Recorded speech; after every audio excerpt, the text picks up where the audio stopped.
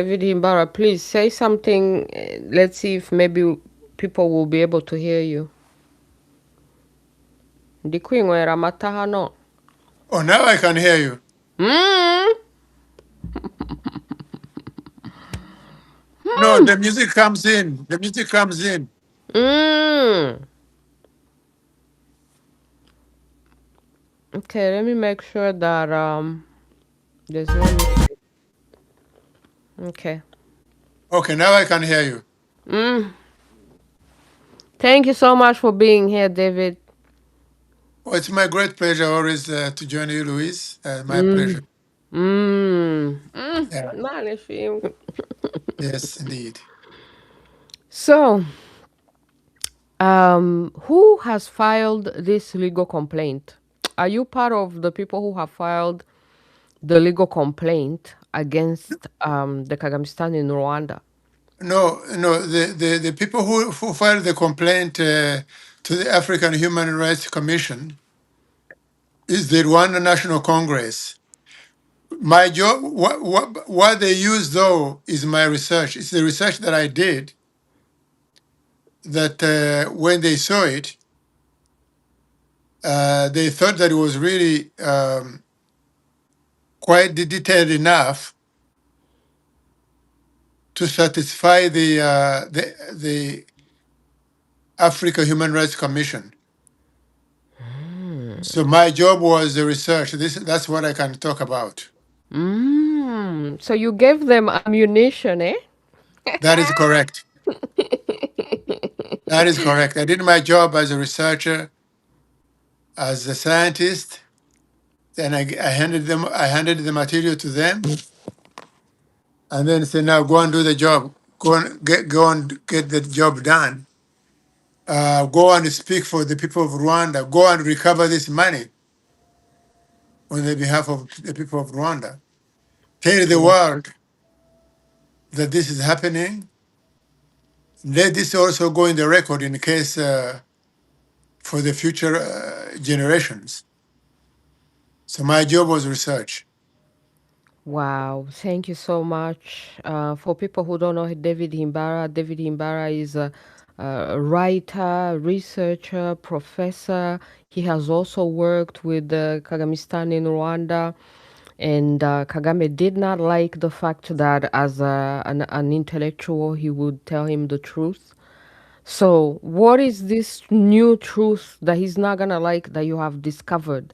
Like, what is going on? What is it that you have discovered that was so bad that they were like, okay, we have to take this to the African Commission on Human and People's Rights? Yeah, what I found is hard evidence that they cannot possibly deny. They cannot possibly jump out of the situation. So this is a research that took me 6 years. I first noticed this issue. It's something it's something that is called the Kigali Infrastructure Project. It was launched in 2020.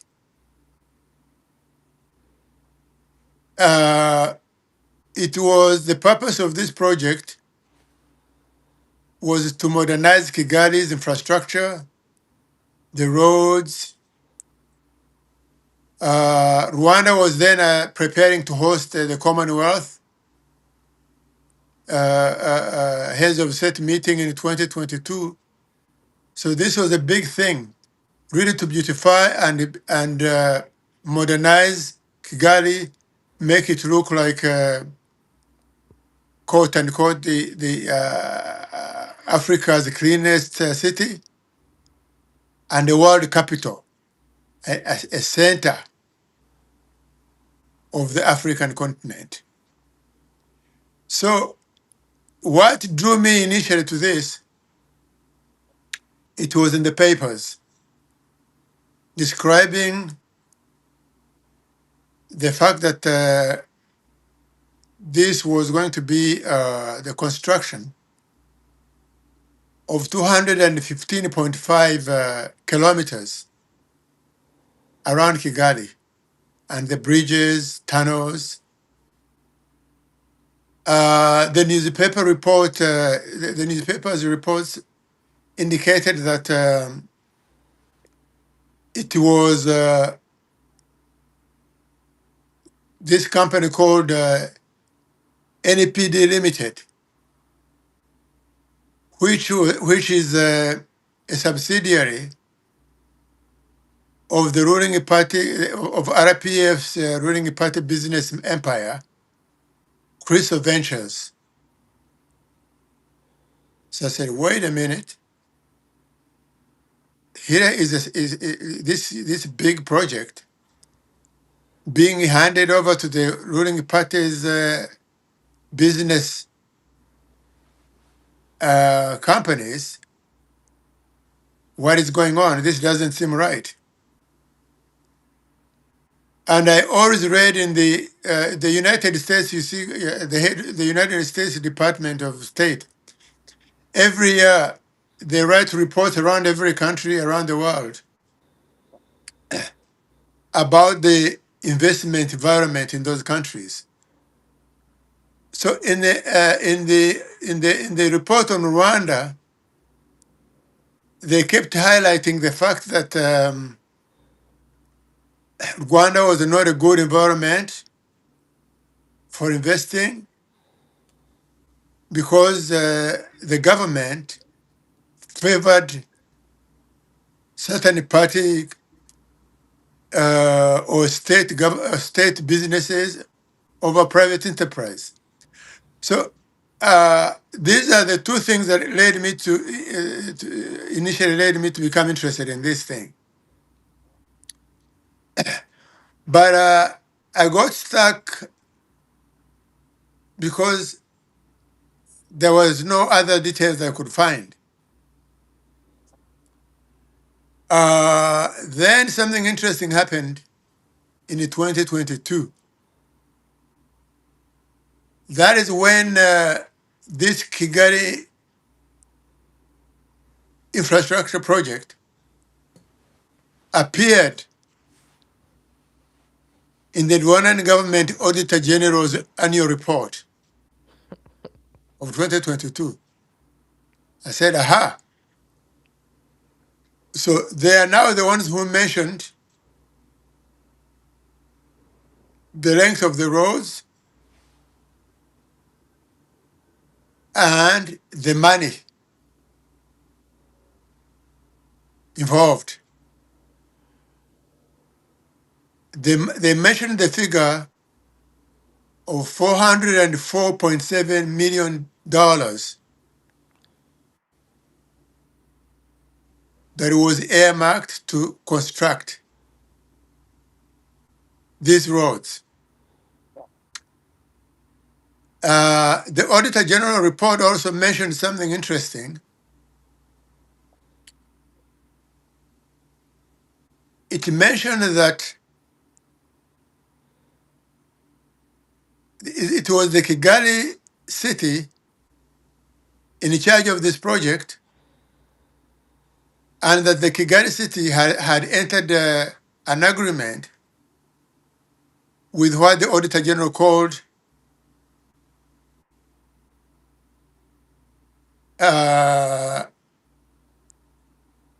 what was it? They used the terminology. The terminology was there was a partner, a partnership with a development partner. Development partner normally means foreign aid. It means like World Bank or African Development Bank or International Monetary Fund, US aid, British aid, or whatever. So then I got stuck. The Auditor General gave me the figure, but he set a trap there. He avoided mentioning the name of the companies involved. The company which is pretending to be a foreign investor. That is correct. A development partner, a foreign aid donor. The Auditor General report also mentioned several other things that were very, very interesting. That it was the development partner that came up with the money and loaned the money to Kigali city to build the Kigali infrastructure project, and that the Kigali city would take 10 years to repay the loan. So that's where now I got stuck, because I searched everywhere in all development partners. There was no such a thing.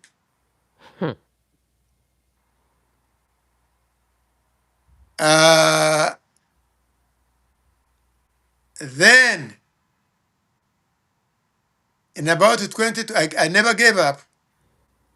About 2023 and 2024, something interesting happened.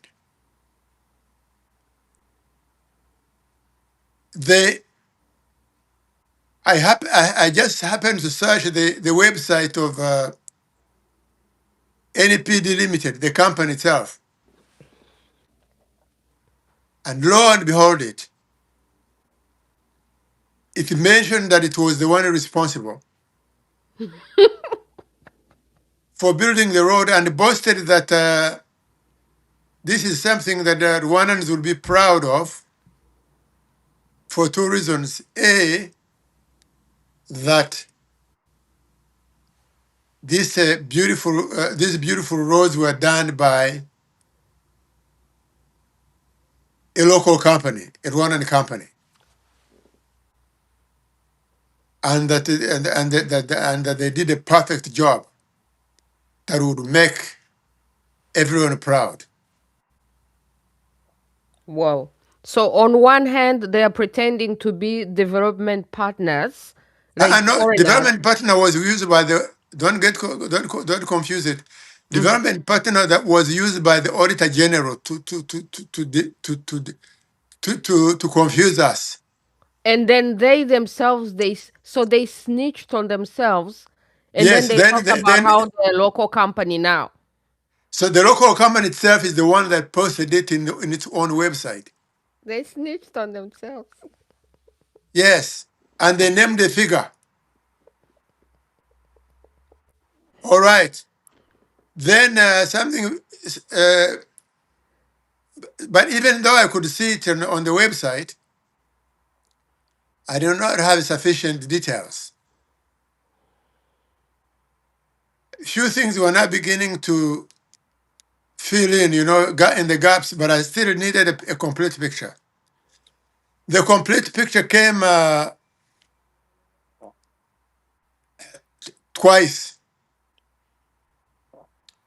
in 2024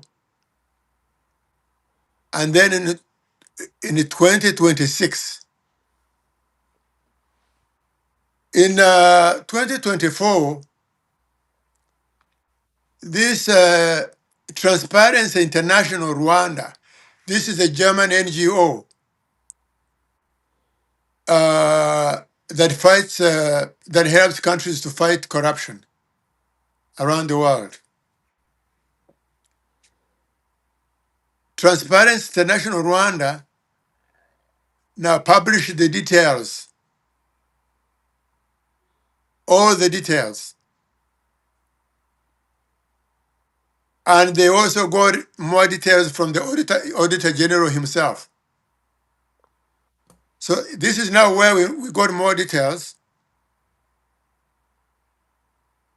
So these are now the details. One, Crystal Venture itself came up with the money, loaned Kigali the money to be repaid for 10 years plus interest. Number one. Number two, Crystal Ventures subsidiary, NPD, got the contract to build the roads. Number three, even the equipment to build the roads were purchased by the city of Kigali. Do you understand? No, no, no, no, no, no, no. I don't understand. I don't understand. Explain it to me like I don't understand nothing. They got the loan, they gave it to themselves, and then they took the contract and gave it to a company that works for them. And then the city of Kigali did what? Purchased the road equipment for NPD to build the roads. So It how was it about the was a money? de- This money that if the city of Kigali is paying the money that they got, what happens to the money that they got? all that was a profit for Crystal Ventures. So it's like they charged twice? Yeah, yeah. So they benefited from the loan because they earned interest. Then they got the business of building the roads, and moreover, then they got even the equipment to build the roads. Wow. So all that was in all the details uh, in the Transparency International Rwanda report. No way. Okay, So so this now hold on. Transparency International Rwanda, is this Rwandan people working in Rwanda? No, no, I told you before. Transparency International is an international organization Mm-hmm. around that is based around the world Mm-hmm. that helps to fight corruption. It's a Okay. German. It's based in Berlin. So, but there's a chapter in Rwanda, Mm. and it's the one that fights corruption in Rwanda, and it's the one that discovered all the dirt. But remember the lady who was leading the transparency in Rwanda and then she died mysteriously? Yes, that's the same one. Is she the one who discovered this? No, no, I don't know if she's the one. I'm talking about the agency itself. I don't know if it's, but she was still the president. She was still there. Oh, okay. She But was still there. this, I don't know. This, like, I'm tying into other things, and I'm wondering if it's connected No, to hold her. on. You connect later. Let's go on. Let's continue with the story first. Okay, okay, okay. Oh my goodness. Oh my goodness. Okay. Okay, then something then happened in the 2026, July the 2nd, because that's really what got me to to now publish the report itself. That's when I concluded that I had everything. No, no, but before I get there, the Transparency International found, among other things that they found that NPD was only able to do less than 30% of the roads in 4 years, but they kept billing the city, and the city would pay, and billing without invoices. So they were getting paid and paid and paid, but they were not doing the work. Okay, then something spectacular then happened in the July the 2nd this year. That's when there was a parliamentary hearing about the failed project. Rwandan Parliament held a hearing and brought the city of Kigali's mayor and the administration to explain why they had failed to deliver the Kigali infrastructure project. Then, Louise, here is something what you'll find very interesting. While they were doing that investigation during parliamentary hearing, no one of them, no one in the parliament, no one anywhere would dare mention Crystal Ventures or NPD. Zero.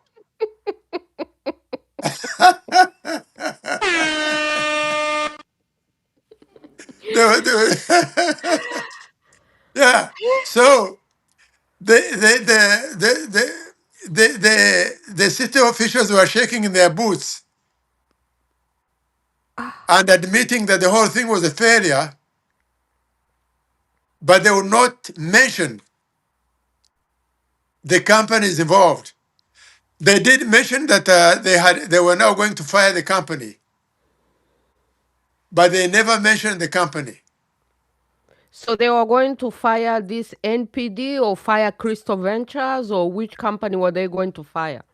Well, this is it. They never mentioned. In any case, it's the same. It's one company. It's CVL. It's the mother. I was about to say that for once, this is my first time hearing the Rwandan parliament has done something, but then this is what they did. So what's the point of the Okay, then, parliament? but here's another surprise. Hmm. The media covered this extensively. The whole 2 days, the media covered this. No media would dare mention Crystal Ventures or NPD. So Kagamistan is totally controlled. So in any event, I did my job. I presented evidence. Uh, when I published my report, people went crazy everywhere. They said, "No, this is not possible."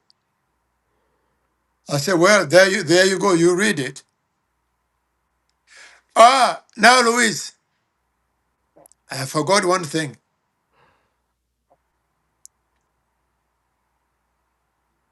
The man who was Auditor General of Rwanda, the person who is supposed to defend the citizens, publish the truth of how government uses refund money. The Auditor General was a man called Abiadi Viraro. In 2020, he was Auditor General.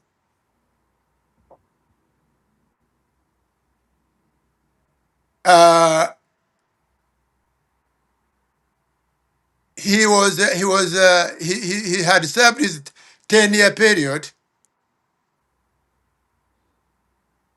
and had to give up the office in 2022. That's when he retired. He left the office.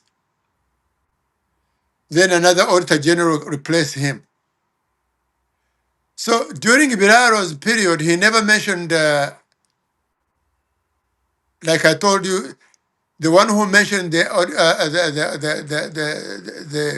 Kigali infrastructure project was the Auditor General in 2022. The one who invented the term development partner. That was someone else.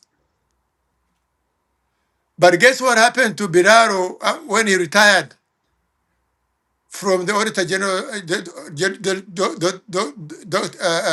Auditor General office? Guess where he went? No, don't tell me he went to work for the RPF. He became the chairman of Crystal Ventures Limited.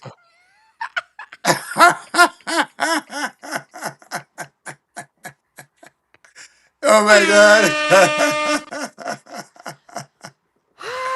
you know, I think that these days I say, Rwanda, we've tried everything. I think now we should just make it comedy.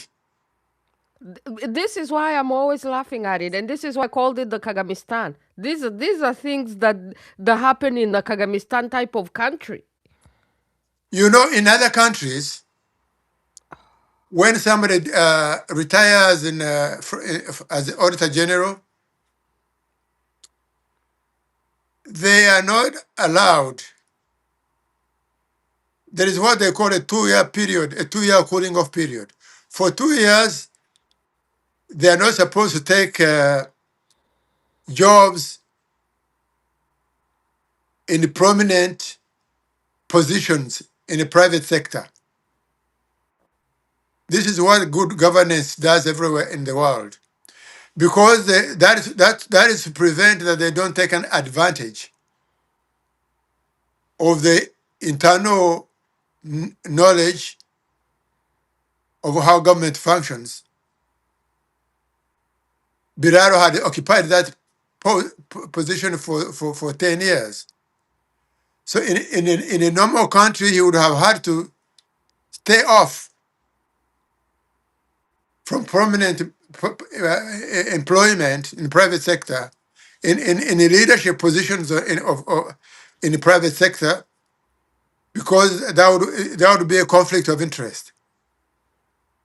But he went straight into Crystal Ventures Limited.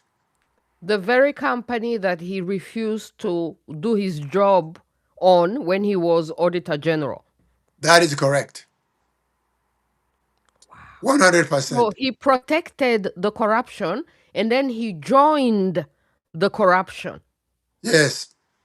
So maybe this is like a reward for him, you know? Thank you for not auditing us. You are our guy now. We can trust you because you're just corrupted like us. So come here. That is correct. Oh. Well, But thank you so much for the research. but there is always a bad ending for bad guys Mm-hmm. in Kagamistan. When you become chairman of Crystal Ventures, the longest you can last is 2 years, because Kagame recycles them. He does not trust He anybody. doesn't want anybody to know. Yeah. So normally he uses the former he has used 6 people in this position. One of them was James Musoni, who was he was in charge of Rwanda Revenue Authority. Then he was Minister of Finance. Then he dumped him and he made him ambassador. Then he had a sex scandal. Is that the guy who had a sex scandal? I believe so. Then he had this guy James Gatera, who was in charge of director of finance in the president's office. Then he became Bank of Kigali CEO, Crystal Ventures chairman. Then he dumped him and made him ambassador. Then you have Nshuti Manasi, finance minister, Crystal Ventures, and now he's advisor, blah, blah, blah, blah. So they don't last.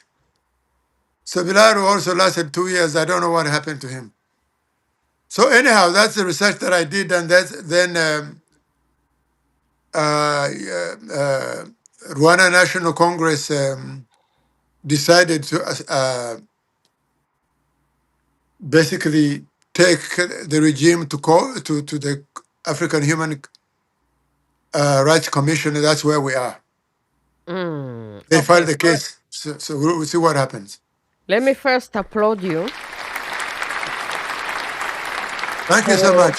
Thank you. all the research and doing the job that so many people could not do in Rwanda, the journalist job, the auditors general job, the transparency international job, all those people's job, you did it all and you put it together. And then so thank you so much for doing all that work. And then finally, I'm happy to see politicians doing something concrete, such as taking the Kagamistan to court, because we've always spoke about, oh, how come people can't take this guy to court? So I'm very happy to see some people in politics do this and take him to court. So what is this African The commission Human Rights on, Commission. yeah, what is this, and does it have any power, and is it really in Gambia? And why did they take it to that specific court? Okay, there are two courts in Africa, African courts. There is the East African Court of Justice, no, African Court of Justice based in Arusha, Tanzania. And then there is this African Human Rights Commission. Uh, the the reason they chose one of these two is that Rwanda is a member of these two courts. So one is the court, one is the commission. I think the commission, anybody can take a government to the commission. Uh, whether an individual or an entity. So I'm not sure why the RNC picked this one, but I would imagine that one of the reasons is that this one is very accessible. Rwanda was a member since the days of Habyarimana. I'm aware that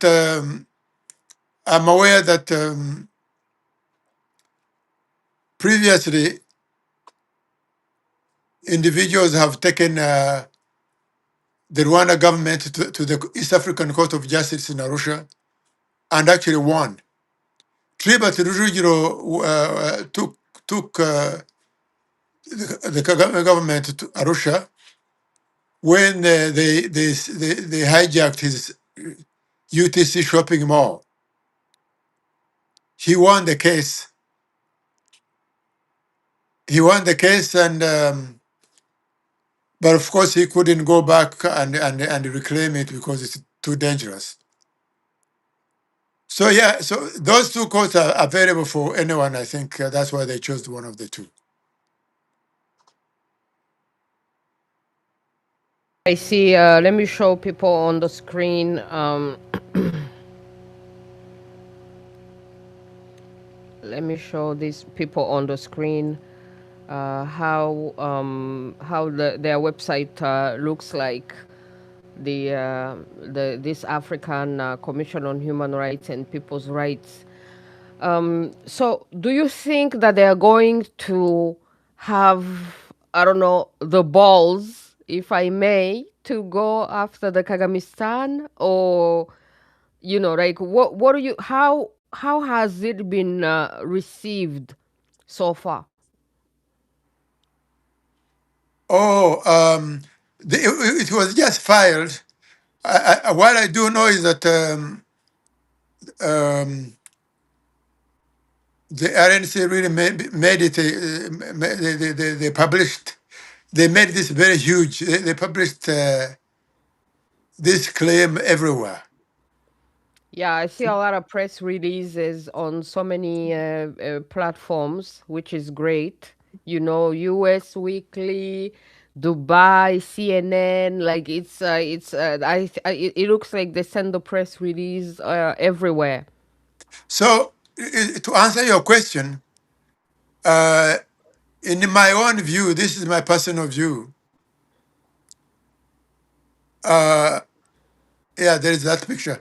My personal view is that even filing, regardless of what happens, even filing is a major action in its own right. Because you recorded, even when Tribut filed his case in East African Court of Justice, he knew that even when Kagame handed over back the mall, he knew that he wouldn't go back to take it because he would be in danger. So the purpose is really to put this on record for the future generations. In the case of Tribut, he used to say that the shopping mall doesn't have wheels. Even his children or his grandchildren will eventually find it. But it's a matter of now court record. You can't go and destroy the court record. So it's the same thing here too. Fighting in the commission, that in itself is a major action by a Rwandan entity. Because normally Rwandans love to talk, but no action. But this acted, it's on the record. Absolutely on the record. Absolutely. I like it. I like it. It's in the same movement as us calling for the boycott Rwanda, boycott the Kagamistan in Rwanda, or the sanctions, and taking it to court is exposing the level of corruption and the illusion, as you had denounced in your book, economic mirage, you know, that Yeah, absolutely. Rwanda's still putting on a show, but no real. When you say that this Transparency International, some of it is German company. It reminds me of there's this German lady that recently went on social media complaining that everything in Rwanda is a lie. She tried to go to Rwanda to create a business. And then she talks about how everything is a lie and people are always putting on a show. It's like a never ending theater. So I think what you just showed here is the level of, like, it's institutionalized lying, Yeah. institutionalized corruption from the very top. So, what do you expect from regular people, right? So, doesn't Kagame have enough money? Doesn't he already like rent himself the airplane? So, on top of now renting himself the airplane, taking over all the businesses. So now he's giving himself contracts to build roads in Rwanda, and then he doesn't even fulfill the contracts? And he didn't even buy the equipment.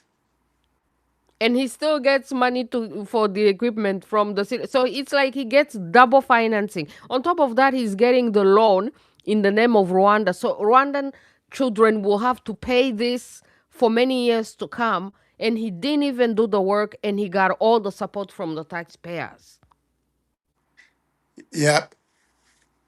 So this is also the time to thank this German NGO, this Transparency International. Yeah. Everywhere they've done some incredible work, and they're very brave. And you mentioned that the Rwandan lead of the Rwandan leader of the transnational international Rwanda. You said she died mysteriously. Yeah. So This could very well be part of the story. because it was very mysterious the way she died, and she used to be like a huge fan of the Kagamistan in Rwanda, but at the same time she would do her job. Yes, So I yes. think it's very problematic to be an intellectual in Rwanda, in the Kagamistan in Rwanda, because you want to be an intellectual, you want to do the research, you want to do something to do your job, but the system kind of blocks you. So I think that even though she was so very much in the system, but she was still doing her job, and you cannot do that job in Rwanda because if you do the job properly, you have to expose the Kagamistan. That is correct. Yeah, so I thought it was very mysterious the way she died, and I always wondered why. I'm thinking now we can add this on the list of suspicious things that may have caused it, because you would think that Transparency International is not going to work, especially in the situation of Rwanda. But for them to actually do this job to the level where you even end up discovering it, I mean, that is really huge. Yeah, really, their work is the one that really tied the whole thing together. Yeah. So, are they going to get kicked out of Rwanda, or like what's going to happen to them? Let us see. Let's see. Let's see. So far, they've done a good job. Wow. Thank you so much. Let me show people, where can people find some of this work, some of your writing. I'm showing them your Twitter page, X page. I see a link here to some documents. I don't know. Where can people, if people want to read, where can people go? Oh, you can Google. You can Google 404.7 million Kigali infrastructure project. It will come. Oh yes, it's all over my Twitter, my X page. Okay, perfect. I see this Kagame's 407 million dollar trap, and That then is the correct. That's the I'm one right seeing there. your article on the Medium. That is the one. There you Wow. go. Wow. Thank you so much. So, what can you tell the audience? I want you to tell the Rwandan people in KinyaRwanda a little bit. So, I want to move into KinyaRwanda for a little bit. Before we move in KinyaRwanda, what can you tell the English audience, people who want to invest in Rwanda, or people who still believe that the Kagamistan in Rwanda can be trusted? Like, what is your message to them? Oh, I think they should read the United States State Department annual assessment of Rwanda.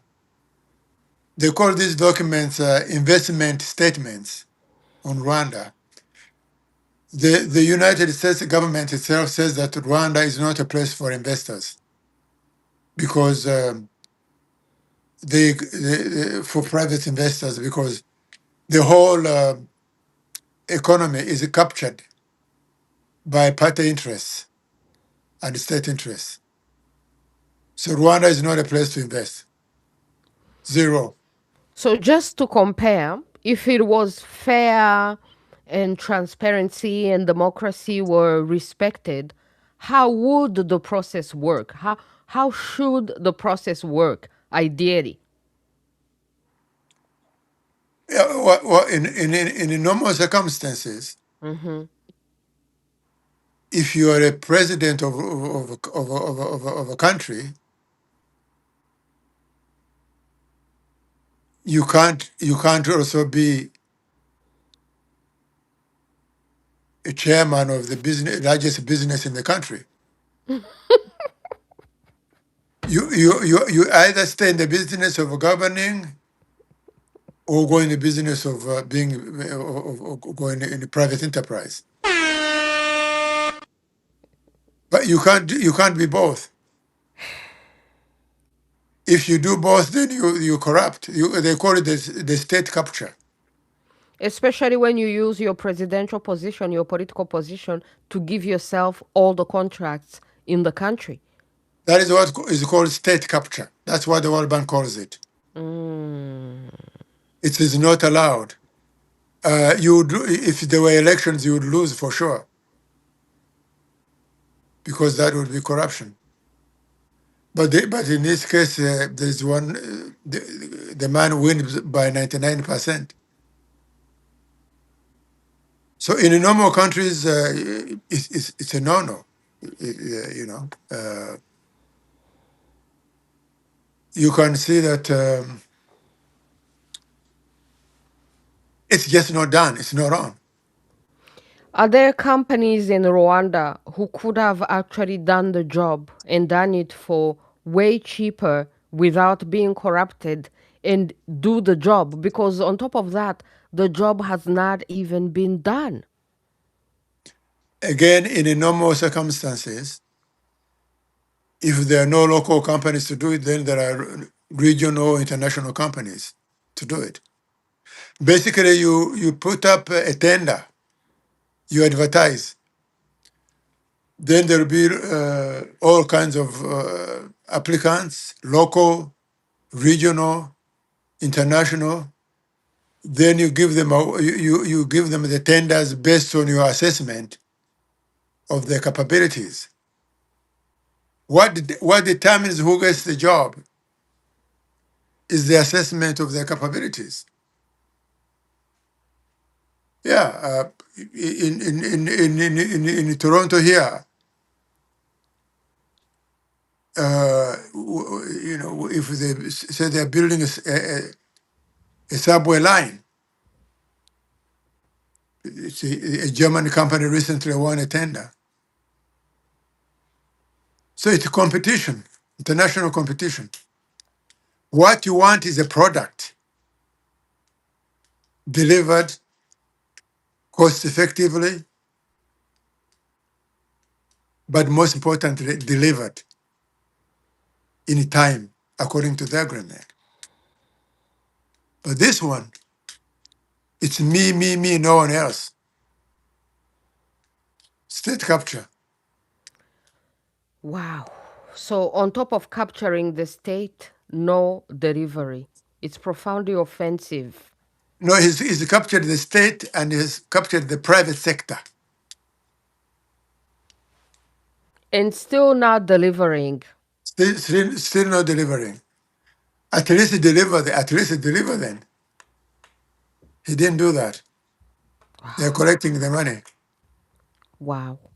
So, where is he hiding this money and how can Rwandan people eventually get this money? I'm thinking you're putting this on the record so that eventually, when the Kagamistan falls, Rwandan people can go after all this money and get it back into the taxpayers' account to do the job that he was supposed to do. So, like, how much money does Kagame need?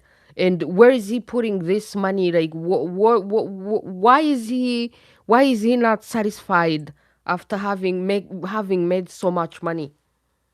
Crystal Ventures right now is worth about $2 billion. Oh, by the way, something else I failed to mention in my description, in my discussion earlier. I forgot to mention something very important. Thank you. 404 million, 0.7 million is a lot of money in Rwanda. Let me show you how. This is what I show in my document. The entire foreign aid, the U.S. is the largest foreign aid giver to Rwanda. In 2025, the foreign aid to Rwanda from the Americans was 214 million. Oh, So Kagame took double the amount of American aid, double the amount. oh, on one project. Yes, there is. Let me give you another indicator. Do you know how much it costs to build that the famous Kigali Convention Center to make the Kigali a beautiful city? Mm. It costs 300 million. Wow, This one was bigger. wow. So is this maybe like the biggest contract in the history of the Kagamistan that we know? That is correct. So let me give you another figure. The budget of Rwanda in 2026 is 5 billion, and this project is almost $500 million. Do you see that? So this is like 10%. That is correct. Oh my goodness. That is larger than education budget.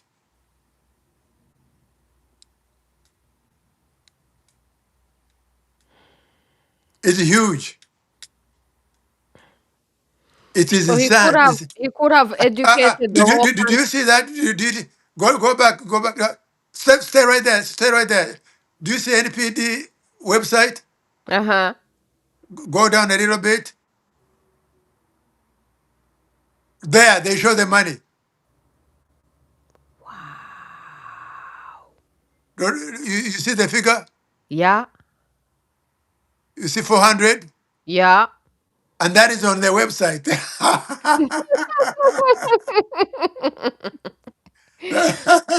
They snitched on themselves. I caught them. I caught them red-handed. Oh my goodness. So what are they building? I remember that you had exposed that Kigali doesn't even have a sewage system. Zero Huh? up to now. What are they supposed to be building if they don't even have they don't even have a city that have that? The one everyone goes to latrine. It's a latrine city. My goodness. For him, you see, it is what you see. It's not what is behind the scenes. Ah. See the beautiful buildings, but don't go looking at where the shit is going. Excuse my language. Mm, it's a description of reality. Yeah. Wow.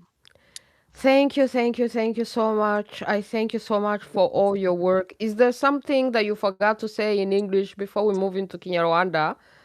And then we'll move into KinyaRwanda and we'll tell Rwandan people what's going on as well. In KinyaRwanda, I won't be able to say much though. Okay, no problem. We'll just like give them the bigger ideas. Okay, let's do it. All right, my people, thank you so much. Oh, David Himbara, tugere mu Kinyarwanda. David Himbara yaje kudusobanurira ukuntu Uncle Kaga wa Kagamistan akoresheje kampani ye Crystal Ventures yibye miliyoni z'amadolari 400 zirenga 400. Araje abidusobanurire, amaze no kutubwira ukuntu yabivumbuye ari bo ubwabo bivuyemo.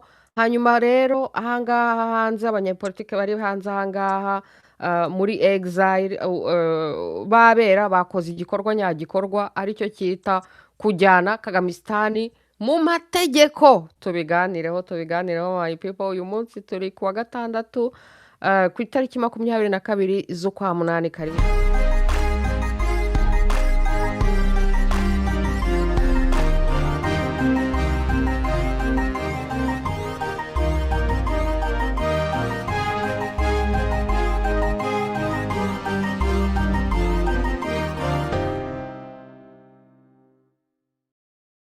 Okay, my people, turi kumwe na David Himbara. Yakoze cyane kuza kudusura, kuza kutuganiriza. Arimo aratubwira ku bujura bw'akataraboneka ndengakamere bwa Uncle Kaga wa Kagamistan. Noneho abo dusanzwe twita ngo inkotanyi in exile, inkotex, bamujyanye mu butabera. RNC bamujyanye mu butabera bwa African Commission on Human and People's Rights. David Himbara, bwira abanyarwanda ukuntu wavumbuye ko Kagamistan yihaye kontra ya miliyoni zirenga 400 z'amadolari, n'ukuntu byagenze n'ukuntu waje kubivumbura. hari ikintu bakoze rwihishwa Kigali, umujyi wa Kigali na Crystal Ventures baricaye bapanga ikintu, bemeranya ko Crystal Ventures iri ni kiriya Crystal Ventures ni kiriya ni cya RPF, ni icyama cya RPF. Bemeranyije ko Crystal Ventures izashaka amafaranga miliyoni zirenze 400, noneho ikayaguriza umujyi wa Kigali. Umujyi wa Kigali kazabishyura mu myaka 10. Hanyuma rero umujyi wa Kigali ugaha akazi ko kubaka imihanda kilometero 215. Umuhanda ukazubakwa na Crystal Ventures company yitwa NPD, kandi abagombaga kugura ibyuma bizorakora umuhanda akaba ari umujyi wa Kigali. So urumva Crystal Ventures yagujije amafaranga, ikuramo inyungu, bakuramo indi nyungu kuko company yabo niyo bahaye kubaka iyo mihanda, babagurira n'ibyuma byo kubaka iyo mihanda. My goodness. Hanyuma rero ariko imyaka 6 irashize byarabananiye, ariko ubwo ngo amafaranga bariho babishyura buhoro buhoro. So ayo mafaranga rero miliyoni 400 ni menshi cyane, akubyemo kabiri nk'imfashanyo y'Abanyamerika iha u Rwanda. Ni amafaranga menshi cyane, arutana yubatse kiriya kigo kinini cya Kigali cya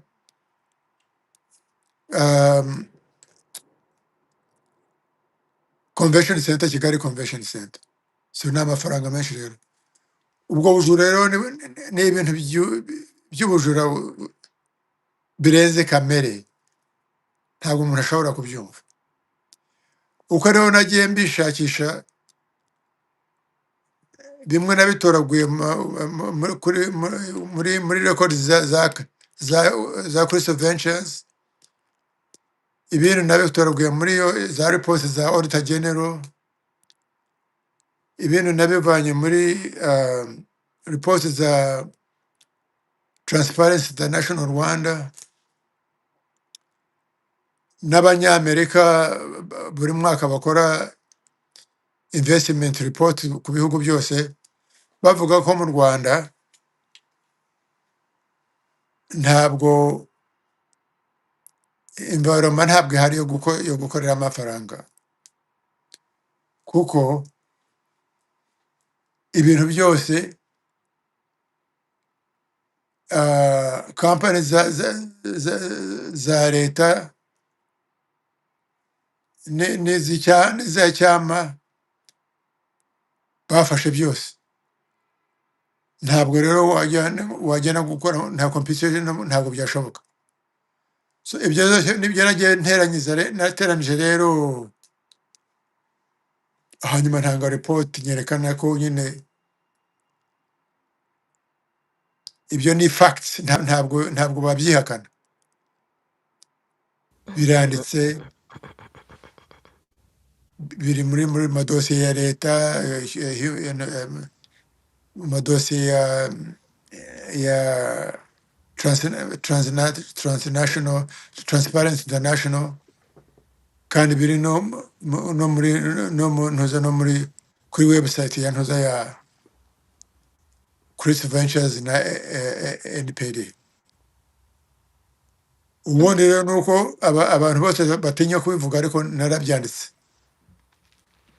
hanyuma abantu ngo ikindi watubwiye gitangaje ni ukuntu ngo paroma inteko ishinga amategeko y'u Rwanda ngo bigirishijwe nk'aho bagiye kwiga kuri icyo kibazo nyuma y'imyaka babonye project idakorwa, noneho ariko mu kwiga kuri icyo kibazo bose ntihagire n'umwe muri paroma utinyuka kuvuga ko uwabyibye n'uwabizambije ari Crystal Ventures, ari Kagamistan we ubwe wabizambije. nta n'umwe watunyitse kuvuga aya mazina uretse na paroma n'ibinyamateka byanditse inkuru z'uko byagenze muri parliament. nta watinyitse kuvuga ko ari uwabizambije, uwibye ayo mafaranga ari icyama cya Kagame, ari RPF, ni Crystal Ventures. hariya igihugu baragifashe nta mwuka. ariko se Kagame ntago yubaha abanyarwanda na gatoye, donc yabafata nk'ibifobagane nk'uko yavuze ngo ni ibifobagane. ibaza umuntu uvuga ngo agiye kwiguriza amafaranga narangiza yaguriza umujyi ngo ukore project, kandi uwo mujyi ukaba ugomba guha kampani ye iyo project. ni ukuvuga ngo yigurije amafaranga kugira ngo akore project, ikabagurira n'ibyuma byo kubaka umuhanda, hanyuma bakanamugura n'ibyuma byo gukora iyo project, hanyuma kandi yarangiza ntanayikore. ariko amafaranga ari hayaryo. umuntu aba yanga igihugu cye bigeze aho. urwo si urwango David Himbara abantu bajya bavuga ngo urwango, ubwo koko iyo abantu bavuga urwango rurenze urwo ni uruhe? urwango ni iki? ni urwo nyine kururya baragenda arya buri kantu kose, nta inzara. ubu ngubu u Rwanda ripoti zirerekana ko World Bank report u Rwanda mu bukene buhagaze muri 199 mu bihugu 218 bari muri 199 ijana na 99.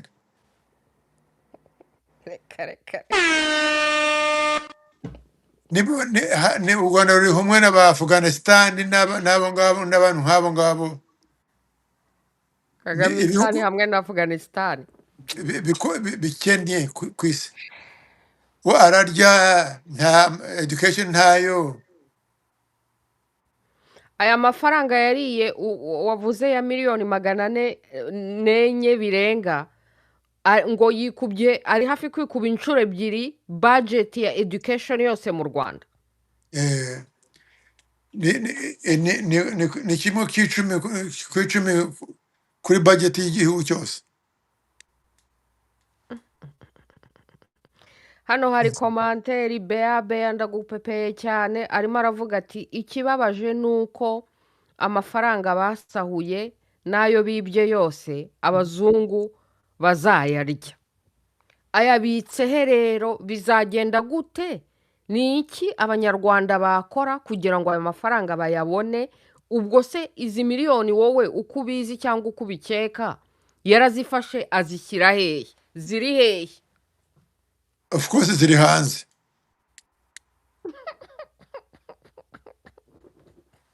ziri hanze, yagenda agura za miliyoni z'amazu, real estate, foreign accounts, byose nyine no kubisahura bijya hanze. arateganya kuzayarya hawo?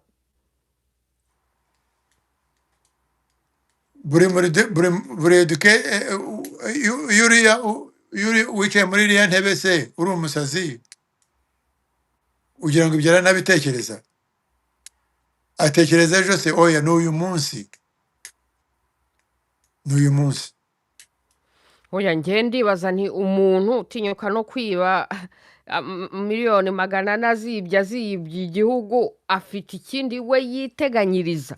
Yenda arimo aravuga ati ziriya sanctions igihugu kirakennye, abantu bishwe n'inzara, wubwe arimo ariteganyiriza. None se ariteganyiriza iki? ujya umubona se mu Rwanda aba yagiye iriya ndege iba yuzuye n'amafaranga Okay, okay, kashi, okay, okay, okay, okay, okay. ntabwo aba mu Rwanda, aba muri nta hatagira ingo muri ibyo bihugu byose. Ubundi yajyaga muri Amerika, noneho barahamuciye, none asigaye ubu abi Burayi. Urabikonfirmye se muri Amerika barahamuciye? Bahoze babivuga bagatebuke muri evolution bucece bavuga ukuntu Kagame bamuciye muri Amerika, nibyo se? Uwo wose ujya umubona ajyayo, si ukuvuga ngo baramuciye, nuko nta nshuti akigira, bose bamenye ko ari umujura. Sanction, sanction, sanction.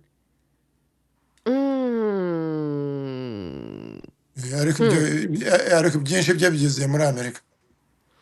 Hano hari umujene uri kubasuhuza, amahoro nyoni nyinshi, avuga ati David Himbara muvandimwe wacu, nishimiye cyane ko ugarutse kutuganiriza, ujya uza kenshi twiganirire. Yo, mahoro nyoni nyinshi urabivuze bihita bipfa, uzi ibi ni ibiki? Kandi twari twaganiriye. Okay, David Himbara, mbabarira umbwire ko uri kutwumva, ntibyongere kutunyuzura nk'ukuntu byatugenje kare. Uratwumva? Ntabwo numva.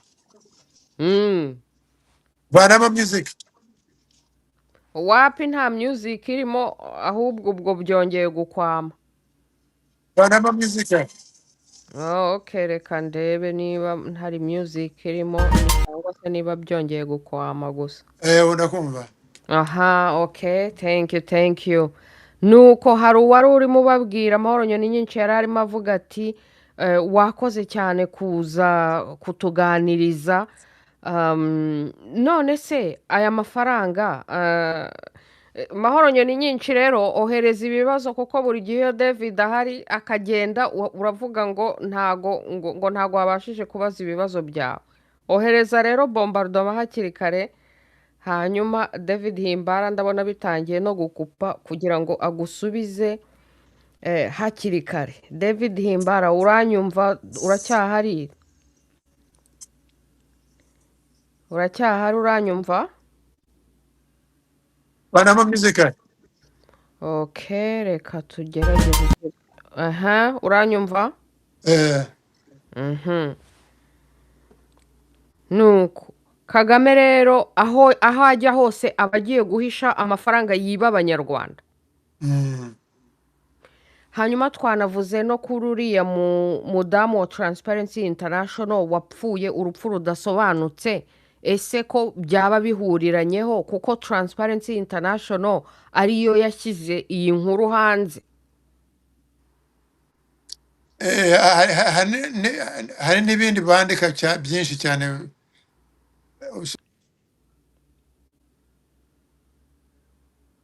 Oh my people, byongeye birakwama. Kare kugira ngo dutangire twatangiye hamana, sinzi rero niba bigiye kongera bikatunyuzura. My dear fiance David Himbara, uratwumva? Uratwumva? Biragenda bikupa. Okay, turakumva neza twebwe. Okay. None urabona bizarangira gute? Ndagushimira ubutwari wagize bwo kuturegera Kagamistan no kubashyira hanze. Hanyuma nari ndimo mvuga nti n'abanyepolitike hanze ahangaha babera bakoze ikintu kiri concrete cyo kujyana Kagamistan mu butabera. Urabona bizarangira gute? Uko namusobanurira nuko nguko kuva muri 18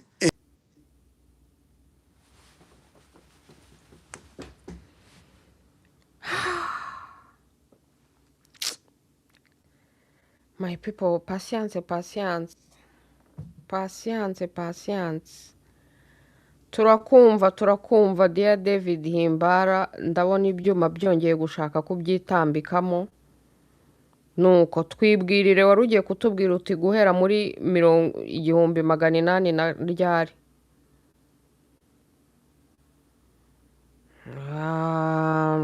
Africa Monitor tuhamaze isaha n'igice tuhamaze isaha n'igice, ariko ibyuma byatangiye bitunyuzura, none dore na connection ya David Himbara yongeye kugira ikibazo. Yari arimo atubwira ubujura bwa Kagamistan n'ukuntu yibye miliyoni zirenga 400 ari presque le double ya budget ya Amerika.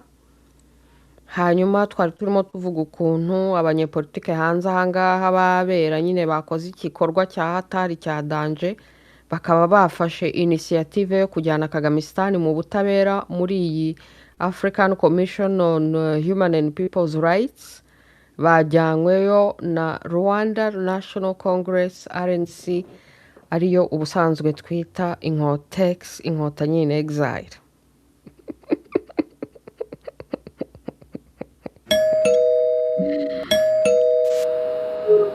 Usa ngenda ihoni.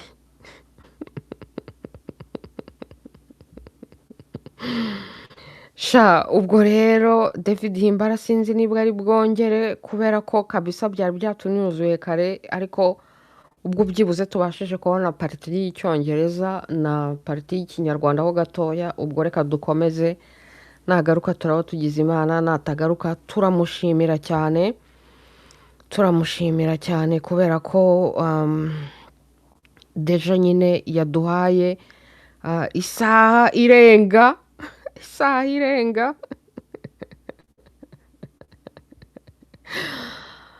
nuko my people rero reka ubwo dukomeze tuganire. Bea komera Bea sha merutse kukubona kwa Nyamusi, ndishima. Nuko Nyamusi ari kuvuga ku biri kuba muri West Africa, ndishima bya hatari. Ikiganiro nakoze kuri Dumbuya, aba West Africa baragikunze ari benshi cyane, sintabona show ndakora mu Gifaransa ngo igire popularité nk'ikiganiro twakoze ku bya Dumbuya na relation ye na Kagamistan. Nuko Bea rero yararimo avuga ati ntago yumva ukuntu abazungu batuzaniye amashitani ngo atumare n'igihugu cyacu asiga kirangije ku buryo kitazongera no kuzuka. Le pays est surendetté. Nibiriya badushakira, wibwira se ko badushakira abantu bazima? Wibuke ko abantu bazima babica, hanyuma bakazana abacakara mu mutwe nyine n'abatindi ku mutima. Nuko Africa Monitor ati ikibazo cyo gusenyera abaturage bihatse iki, kuroga abaturage bivuze iki? Africa Monitor ati inkotex sibyo.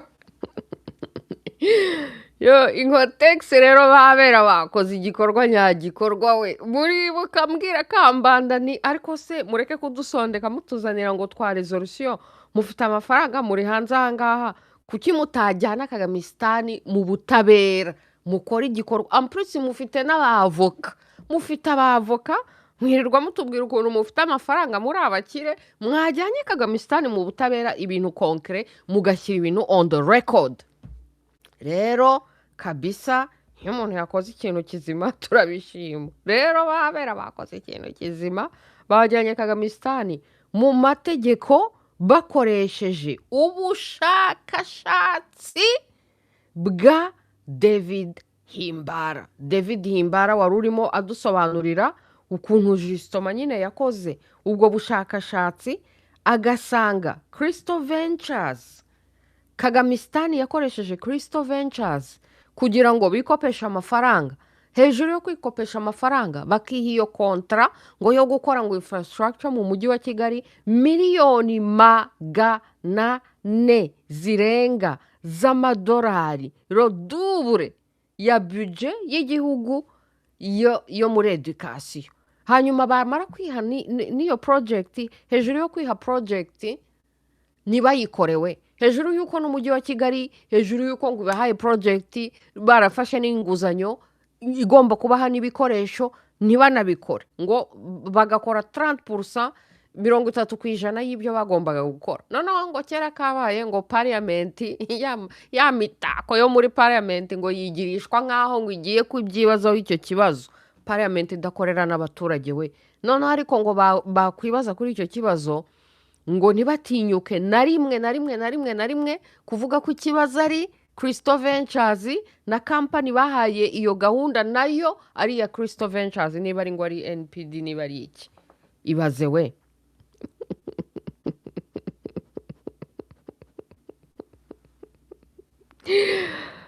Mahoro nyari nyinshi yari yatangiye ngo Dawudi Nkubazumba unsubize Kayibanda yategetse imyaka 11 Kinana ategeka 20 what Pirata ategetse 32 ni ukuvuga ngo Pirato nyine yafashe imyaka ya Kayibanda ateranya ya Kinana aravuga ati niyo ngiyo 32 iyo ni addition Repubulika ya mbere na Repubulika ya kabiri ubwo Repubulika ya gatatu Repubulika y'Inkotanyi Repubulika ya Kagamistan yarateranyije oh my goodness igihe kinini kubarusha bombi tubwire ikiza FPR abaturage mu giturage bazayibukiraho tubwire kimwe gusa ntacyo yakubwira David Himbara se ntiyahunze Kagamistan David Himbara ari mu bambere babashije kubona ko justement nta kiza cya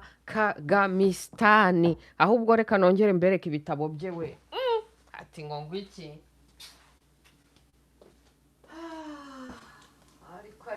ariko ye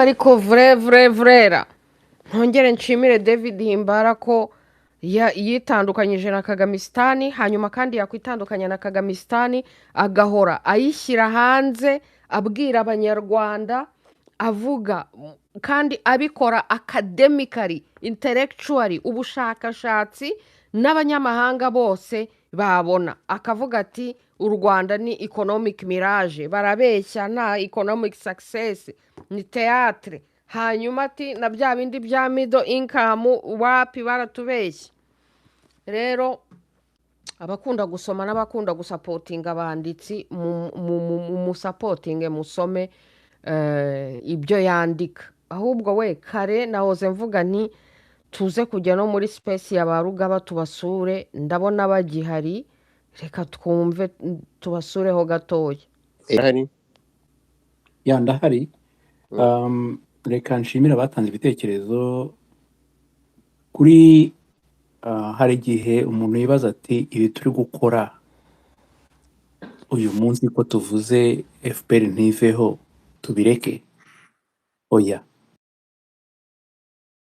gufasha abashaka kugira ibitekerereze gufata icyemezo runaka ku bibazo biri kuba mu gihugu ibyo gukuraho FPR ibyo gukuraho inkotanyi iyo ni processes ibyo ngibyo bigahura n'ibi ngibi turi kuvuga uyu muntu avuze ati jenoside yakorewe abatutsi yakorewe abahutu ikintu umuntu wese warokotse yagombye gushyira ingufu mu gushaka uwo mwanya wo kubasha kuvuga amateka ye nubwo rimwe na rimwe baba badashaka ko umuntu ayavuga ntabwo umuntu yagombye kumva umuntu umubuza kuba umuntu yagombye gushaka ubwo uko kuntu ko kubona uko abona uko avuga wenda ndimo ndasoza hari ikintu Mark tegeze kuvuga avuga ati amaparti cyangwa se iyo turi mu bihugu by'amahanga iyo haje amaparti ari extreme ngo droite cyangwa gauche ntago bayakunda hari ikintu gikomeye kirimo cyuko gukorera hamwe niyo mwamutemera ibintu kimwe byose ariko bituma havamo ikibazo cyo cy'intambara abantu bazi Uburayi ni ibihugu byinshi bito cyane kandi byamaze imyaka myinshi cyane birwana kubona abazungu tukabona bose bafite uruhu rwera ntago bose ari ubwoko bumwe ntago bose ari abantu hamwe ariko babonye ko intambara zituma bicana, kandi ntabwo byabonywe n'abategetsi, byabonywe n'abaturage, kuko aho ngaho Marite yatanze urugero ku mwami, Europe yagumye kuyoborwa n'abami, ariko abaturage nibo bavuze bati ntidushaka gupfira gushira, kandi barashize mu ntambara ya mbere n'iya kabiri. Ibyo nibyo twagombye kugeraho rero, nibyo turi kuganiraho uyu munsi. Imyaka yose FPR imaze tuyobora, abanyarwanda, abaturage, tudafite aho duhuriye na politiki, ariko dufite aho duhuriye nuko iyo politiki ibaye, abana bajya muri Kongo, abantu bamburwa imitungo yabo, abantu bavanwa mu mazu yabo, abantu barandurirwa imyaka, abo nitwe. Tugomba rero gushaka uburyo tuvuga tuti twishyire hamwe mu gushaka uburenganzira bwacu, twemeranye ko aka gatsiko katuyoboye kinyeshyamba, kandi ko igihe katarava ku butegetsi, umuntu wakwicara kumva ko atuje mu Rwanda, uwo muntu ubwoko bwose yaba arimo nta mutuzo ashobora kubona. Tuyoboye mu gihugu, ikintu gikomeye cyakunze kugaruka hano ni ubutegetsi butagendera ku mategeko, kuko niyo mudahuje imyumvire murabanza mukumvikana ku mategeko muri bukurikize, akaba ari yakurikizwa mu byo muri gukora byose. Urakoze Rugaba, ndumva aricyo navuga uyu munsi. Ya urakoze, abantu bari gusaba ijambo batwihanganire burije. Genzi wacu Louise yarazamutse. Louise, sinzi nicyo watubwira mu minota mikeya ko turi gusoza. Murakoze my people, muranyumva? Yego turakumva neza. Narindi muri live, hanyuma ndagaruka kugira ngo numve niba mugihari, nkomeze mba rebroadcasting, ubwo ndi kuba rebroadcasting. Ndangije ikiganiro hamwe na David Himbara, kandi justement yararimo avuga ibijyanye n'ibi muri kuvuga muti ese igihugu kiyobowe bunyashyamba, hari ndu byafasha usibye inkotanyi. Rero David Himbara yararimo atubwira ukuntu Crystal Ventures, company ya Kagame, yihaye kontra, yibye abanyarwanda miliyoni zirenga 404 z'amadolari, yihaye kontra, hanyuma yarangiza yakwiha kontra, ikaniha igafata inguzanyo mu izina donke ry'u Rwanda, yarangiza ikiha kontra yo kubaka infrastructures, yarangiza kandi hejuru yo gufata inguzanyo no kwiha kontra ntinakore akazi yavuze ko igomba gukora. Hanyuma noneho na parliament ngo ishinzwe kubibaza ikabikurikirana, ariko mu kubikurikirana ntibabashe kuvuga ikibazo ari inde, kuko ikibazo ari Crystal Ventures na company za Kagame. Noneho Transparency International, umuryango mpuzamahanga, nawe ukaba ujya mu bibivumbura. Rero ngaho nimumbwire kwiba. Hanyuma yararimo anatubwira kuntu iyo budget miliyoni 404 zirenga z'amadolari ari almost double y'amafaranga ya education yose y'abanyarwanda. Nkabihuza na bya bindi mwahoze kuvuga bya wa mwana wo muri education, nkavuga nti ebana kabisa ngomba kongera nkabashimira, kuko ibi bintu abaturage bagomba kubihagurukira bakabatera amabuye, nkuko nabonye muri Kagamistan batangiye gutera amabuye abadaso babahohotera. Na David Himbara rero aka kazi yakoze, icyo yararimo atubwira n'ukuntu abanyepolitike hanze ahangaha, nahoze nanavuga ni abanyepolitike babera noneho bakoze igikorwa nyagikorwa, ko bajyanye mu rukiko rwa Afurika Kagamistan bari kuyirega ubwo bujura. Urumva se rero Mara amafaranga ofete, urumva Kagame nyine umuntu bibereye mu bintu byo gusahura igihugu no kwikirira. Rimwe na rimwe nyine bakazana ibindi bintu ku ruhande tuba turi kurwaniramo gake kugira ngo izo za feri zirangire. Ni ibintu bibabaje, ni ibintu biteye agahinda. Noneho abaturage basigara bibaza ngo kubera iki inzara iri kwica abantu, ngo kubera iki ibiciro bizamuka, ngo kubera iki. Kumbe hari umuntu umwe gusa yitwa Kagame, izo nzara zivuga ngo perezida wacu ngo ari fiti, ngo ntabwo ngo afite inda. Kumbe afite inda ya murusi igeze no mu mutwe.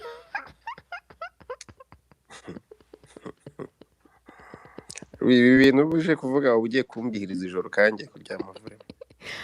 oya Rugaba nta cyakubihiriza ijoro, kuko Ariko se uri imagine miliyoni 400 twaze tuvuga hano kare z'amadolari z'amadolari nahoze mbara amafaranga batanze muri bintu bya Visit Rwanda kwambara kariya kantu gusa ku myenda kandi hari amakipe amwe ntashyize muri NBA akubye kabiri bije ijya mu buhinzi n'ubworozi gusa ibintu wabisobanura gute ariko rugaba nibyo twari turi kuganiraho uyu munsi. Icyo ni kimwe mu bigaragaza uburyo tuyoboye bunyeshyamba. Izo dimension noneho afete bunyeshyamba ni muri context ivuga ngo ni gute nshobora ku maximize how banza bajya muri banki bavuga ngo na amafaranga ngahe nshobora gufata menshi ashoboka, atanibajije ngo ni iki ni izihe impact bizagira. Donc ikibazo Louise wenda tubwira muri makeya uko byo David Bihimbara ya develop cyo mu gatoya, ariko ikibazo gihari gikomeye no kumva yuko bitwaza u Rwanda. Hari abantu bavuze ngo u Rwanda ni base, ni harya base ni iki mu Kinyarwanda nabyo bagenda na hantu bafata ibirindiro kugira ngo babone uko biba ya n'ibirindiro n'akarere ya bakuramo amafaranga kandi noneho bagakoresha u Rwanda mu kwigwizaho imitungo. Usibye n'ibyo ngibyo turi kuvuga by'izo kontra, umunsi Kongo yatangiye kuduha bill y'iyi ntambara, nabyo bizaba biri muri dimension z'amafaranga arenga yo ngayo kure cyane. Sinzi ntabwo banza Louise atari yarangije igitekerezo cye rugaba. Louise wagana ku musozo. Hari n'abantu hano kuri TikTok bari kumbwira ngo gusuhuze cyane, nukuza tukazaganira no ku gitabo cyawe, ni ngombwa twarabicumbitse ariko tugomba kuzabikora kabisa. muzambwire nze mbaganirizeho kuko ibiganiro byanyu ndabikunda. tubonereho kugutumira dore uri kibona umwe ku itariki 19 z'ukwezi kwa 9 ugomba kuzaza mu kiganiro hakiri kare. twizihiza kuri imyaka 2 y'iki kiganiro. Ugomba kuzabimenya ukabyandika muri agenda hakiri kare. Reka nze mfungure karandiriye ndebe 19 Septembre ni samedi. Saa 2 ku masaha y'i Kigali. Usangahe? Ubwo saa 2 nyine ku masaha y'i Kigali. Ubwo iwanyu baba bikiri mu gitondo. Amasaha yanyu rero niyo ubwo abantu bose urabatumiye, abantu hari uyu munsi nugwita tubatumira. Donc iki kiganiro tugikora buri wa gatandatu kuva ku itariki 14 z'ukwa 9 2024. Nta munsi dusiba, twasibye nka rimwe cyangwa kabiri. So rero ku itariki 19 nibwo tuzakora ikiganiro turi kwizihiza imyaka 2 ishize dukora ikiganiro twitegure impinduramatwara. Ubwo Louise abamwe mu batumirwa bazaza kuganiriza abazaba bitabiriye uwo munsi. Wenda igomba kuzabihari. Saba rero murakoze cyane. Ariko ntagararangiza igitekerezo cye. Murakoze ngewe kumuvugira cyane. Ndabashimira kuko nk'ubwo ngubwo yenda ku munsi wa anniversaire yanyu tuzavuga ibyo iki kiganiro mukora cyagezeho byose, n'ukuntu mwatesheje umutwe Kagamistan, n'ukuntu ibakurikira. Urumva se noneho hari umufobaganyi waje gukora commentaire kuri video bimwe bya isimbi yaje kuvuga hano ubushize, yenda naho ngaho nashitiraho kugira ngo twigendere turangirize ku biparu abantu barare bimereye neza. Aravuga ngo ngo isimbi ngo wowe yamuha komprima, kwa kundi batanga komprima ariko barangiza bagahita bagutuka nyuma yo kuguha komprima. Amuha komprima mwita izina ryiza cyane niba ari kidasumbwa mudasumbwa. Arangije aravuga ngo cyakoze rero ngo ibyo uri gutabaza ngo reka gutabariza ngo kuri platform y'ibigarasha ngo garuka. Ndamubwira nti dore rero abafobaganyi, ikibazo cyanyu ni ikibazo fondamentale, n'impamvu umwana yahitamo kujya kuri platform yabo mwita ibigarasha. Dore mwabuze ubumuntu, iki nicyo mubura. Mwabuze ubumuntu aho kugira ngo ubabazwe n'inkuru umwana avuze unanamutabarize, akubwiye akababaro barimo umuryango we, papa we, amateka ye yaciyemo. Ibyo byose nta bumuntu ugize, ahubwo wowe wihutiye kuvuga ngo platform z'ibigarasha. Ni kandi reka nkwereke ukuntu ahubwo abarusha ubwenge. Platform z'ibigarasha nizo Kagamistan yumva. Rero umuntu washaka no gutambutsa ubutumwa yabicisha kuri platform z'ibigarasha. Kandi reba nawe waje gukora commentaire hano utwita ngo platform z'ibigarasha ni handi namwe muradukurikiye. ariko ukavuga ngo simbi ntaze hano kandi namwe mudukurikiye na Kagamistan idukurikiye ni murabaswa kandi mwabuze ubumuntu rero ndabashimira cyane aka kazi mukora mumaze tuzavuga efe byagize muri societe na success zose mumaze kugira muri societe no kugeza n'uyu munsi n'uriya mwana mwavugiye i Rwanda bashatse gutanga ibihembo hanyuma ngo nibamuhamagare hanyuma namwe mukamuvugira n'uyu munsi byavuzwe cyane muri kino kiganiro nahoze mari mbere yuko ntangira live ibyo byose ni ibintu efe mwagize muri societe ni ukuvuga ngo impinduramatwara mwatangiye guhindura uko abantu bitwara muri Kagamistan murakoze rero mukomeze cyane mukomere cyane ndabifuriza ko bizageraho bikagera no ku yindi ntambwe niyo mpamvu mba ndi no kuba rebroadcastinga kuri YouTube mbatere motivation muna develop na chaîne yanyu ya YouTube urumva se ibi bintu mukora bizagere kure bizavemo n'ikindi kintu gikomeye cyane kuko muri abagabo Rugaba na Eric Ngoga muri abagabo Imana ikomeze ibafashe muri byose ibaho ububasha n'ubushobozi bwo gukora ibyo mugomba gukora murakoze urakoze cyane Louise reka nawe tugushimira uburyo tuba hafi muri ibi biganiro Eric nyemerera reka dusoze kandi dushimira abantu bose twabanye kuri X kuri TikTok mwari benshi mwatanze ibitekerezo byinshi bitandukanye aho isukari yagiye izamuka cyangwa ikamanuka bibaho no kwihangana reka rero mbabwire nti ijoro ryiza cyangwa se umunsi mwiza n'umugoroba mwiza bitewe n'aho muherereye naho ubutaha ni buri wa gatandatu saa 2 ku masaha ya Kigali mu Rwanda bye okay reka tuveyo my people turahaciyeho gatoya reka tubakomera amashyi ba Rugaba reka twikomereze turangize show yacu rero iyo nkuru y'uwo mwana Bea nabonye commentaire yavuga ukuntu muzaba muhari kabisa urakoze cyane iyo nkuru y'uwo mwana se mwayumvishe mwayibonye we dore ukuntu Rwanda ari abakrize ahangaha ngo na akazi ko DJ bahamagaye ngo pozisiyo imwe gusa y'akazi kamwe gusa abantu bagezeyo ari ibihumbi n'ibihumbi rero ndumva twarangiriza ku nkuru y'uwo mwana nabonye yasakaye ku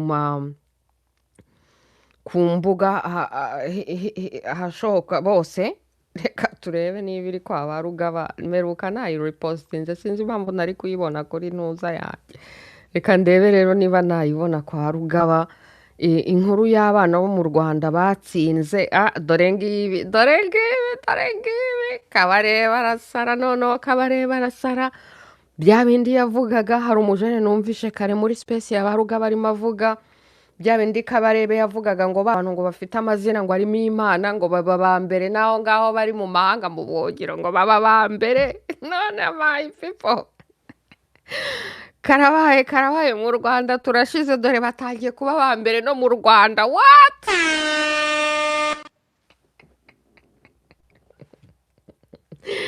murebe iyi nkuru rero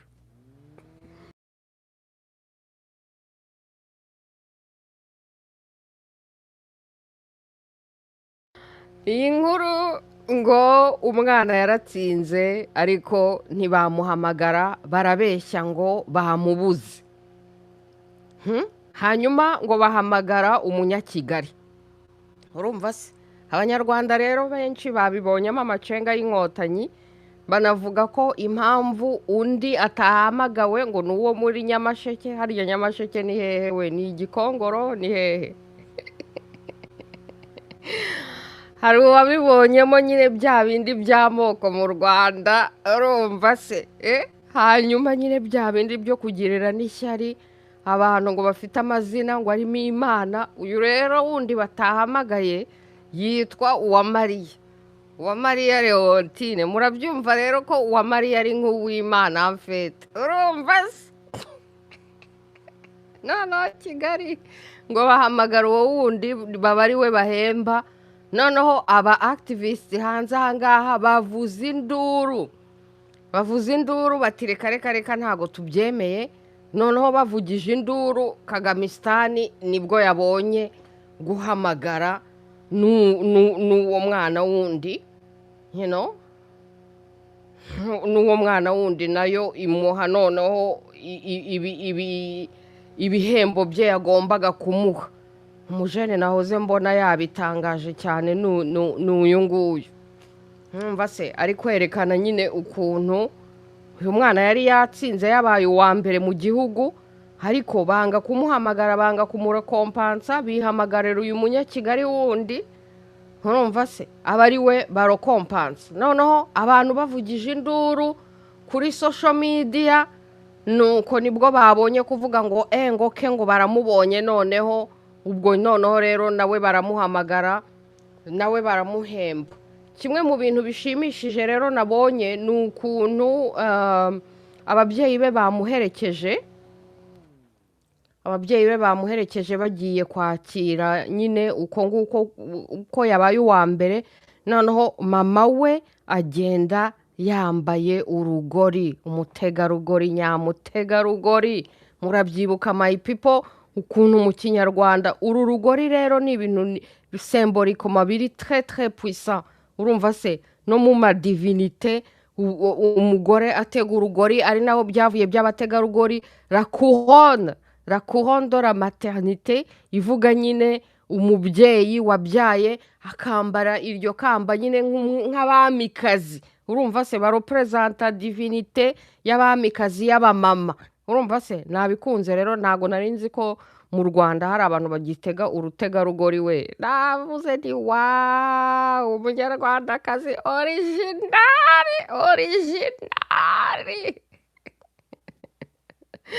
Umwana we yabaye uwa mbere rero, birashimishije cyane. Ubwo Imana izamufashe, izamuhe kugera ku nzozi no kugera ku byo ashaka byose.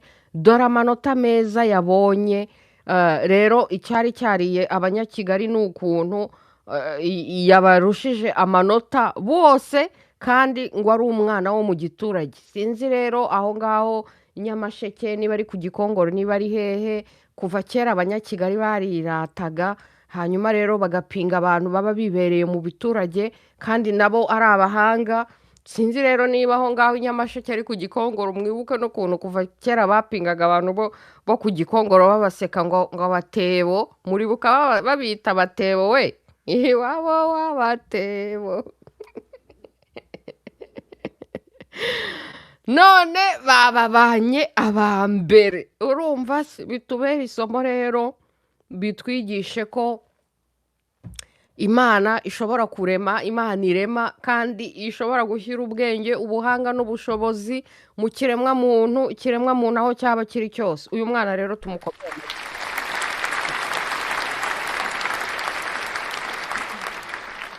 Nakomere n'amashyi n'aba activist bose bavugije induru. Urumva se bavugije induru bakavuga bati uwo mwana nawe agomba guhembwa. Kuki we mutamuhamagara? Ni gute muri Rwanda mushobora kubeshya ngo ntago mwamubonye? Nimureba amanota y'uyu mwaka 100% biology, chemistry 100%, imibare 100%. Imana izamufashe cyane rero. My people kabisa mukomere cyane. Ati TNR ati Nyamasheke ni muri Cyangugu. Banyarwandakazi namwe bashi. What?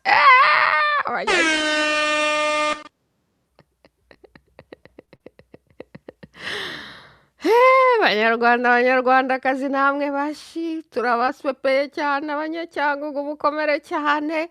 Dore kabisa ngo mwarushije u Rwanda rwose ubwenge. Baraje bavuge ko muri abakongore, kuko muri abashi nyine, muri abo Cyangugu nyine muri ku mupaka na Kongo. Ubwo se muracyari abanyarwanda. Kuraje. Felicitation, uriya mwana turamwifuriza kuzagera ku bintu bikomeye cyane, ibintu bishimishije cyane, ibyo azifuza kugeraho byose. Azabigereho. U Rwanda rw'ejo ruzaba rukeneye abahanga.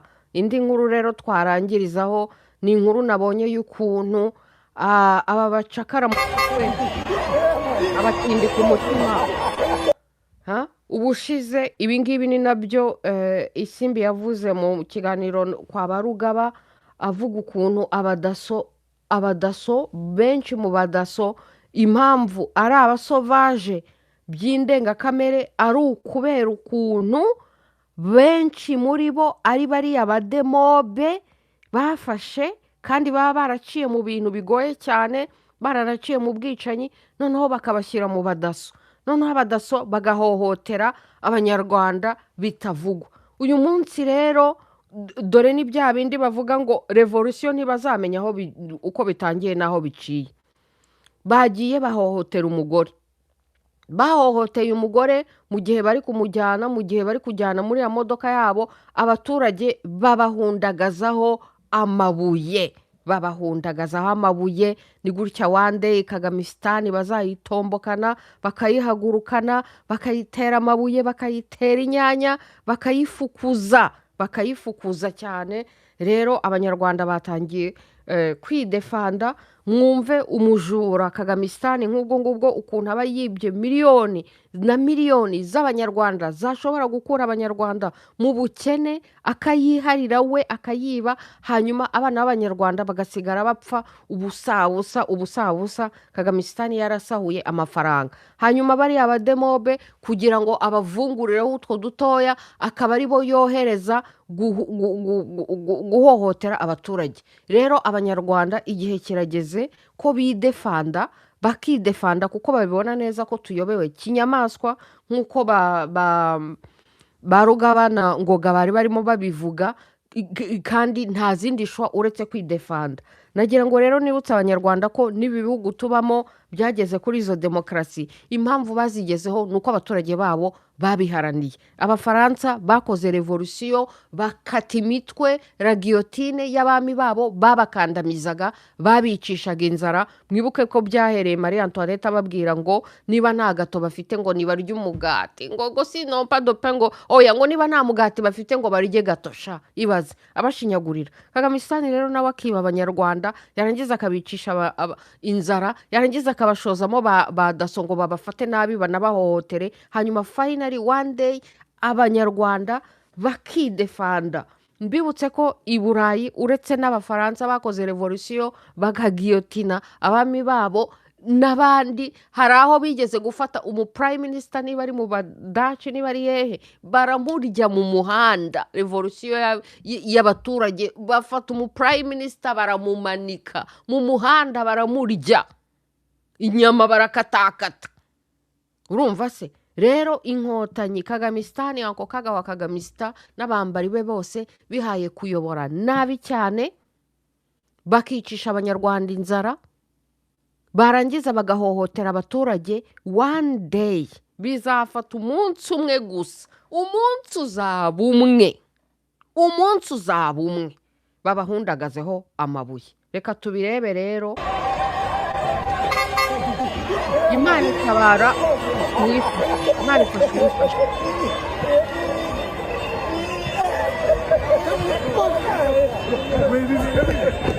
Igihe kizagera abanyarwanda biga kwidefanda.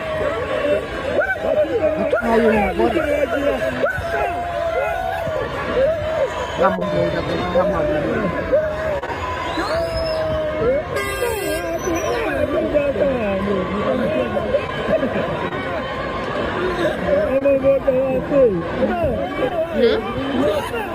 Nderavuga ngo adashobora kubisoma. Umunsi uzaba umwe abanyarwanda babirambiwe.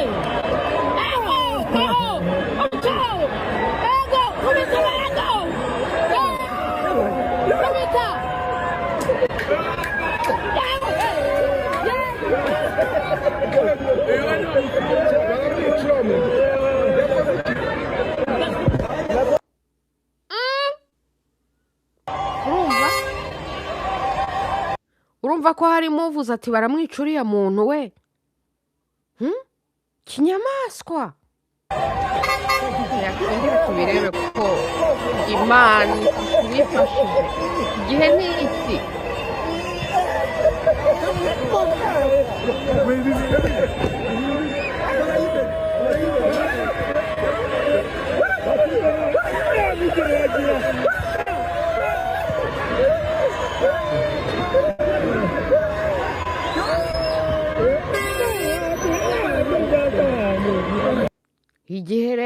umunsi uzaba umwe gusa, umunsi uzaba umwe. Mahoro nyoni nyinshi ati Madame Louise Simbi Noeline afite isano bigufi na Nyiramongi, wagize neza kumuganiriza, yarababaye cyane, ugomba kuganiriza buri muntu wese, ababyeyi be ntacyo bamumariye, dukunde buri muntu wese. Ubwo nibwo bumuntu. Ibyo ni ibintu duhora twitoza, duhora tunitegura. Kandi nawe yaravuze ati ibintu byose ni ibiganiro. Turabizi neza ko muri post Kagamistan tuzaba dukeneye kuganira, kwicara hasi mu mutuzo, mu mutuzo nyine wo kuri UNI, mu mahoro no mu munezero, tukaganira. Kandi tukaganiriza abanyarwanda bose. Hari abanyarwanda benshi cyane bababaye, bakeneye tusemporoma kuganira. Kandi batabasha kuganira, badashobora no kuganirira muri izo platform bavuga ngo ni platform za Kagamistan. Kubera iki? Kuko nta bumuntu bagira. Ni ukuvuga ngo n'abana bo muri Kagamistan nabo ubwabo barabizi, baza aho abantu bafite ubumuntu bari.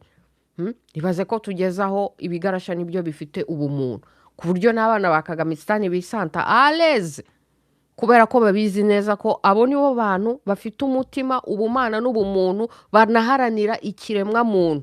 Urumva se? Twebwe tuba turi open, turi ready. Iyo niyo civilisation.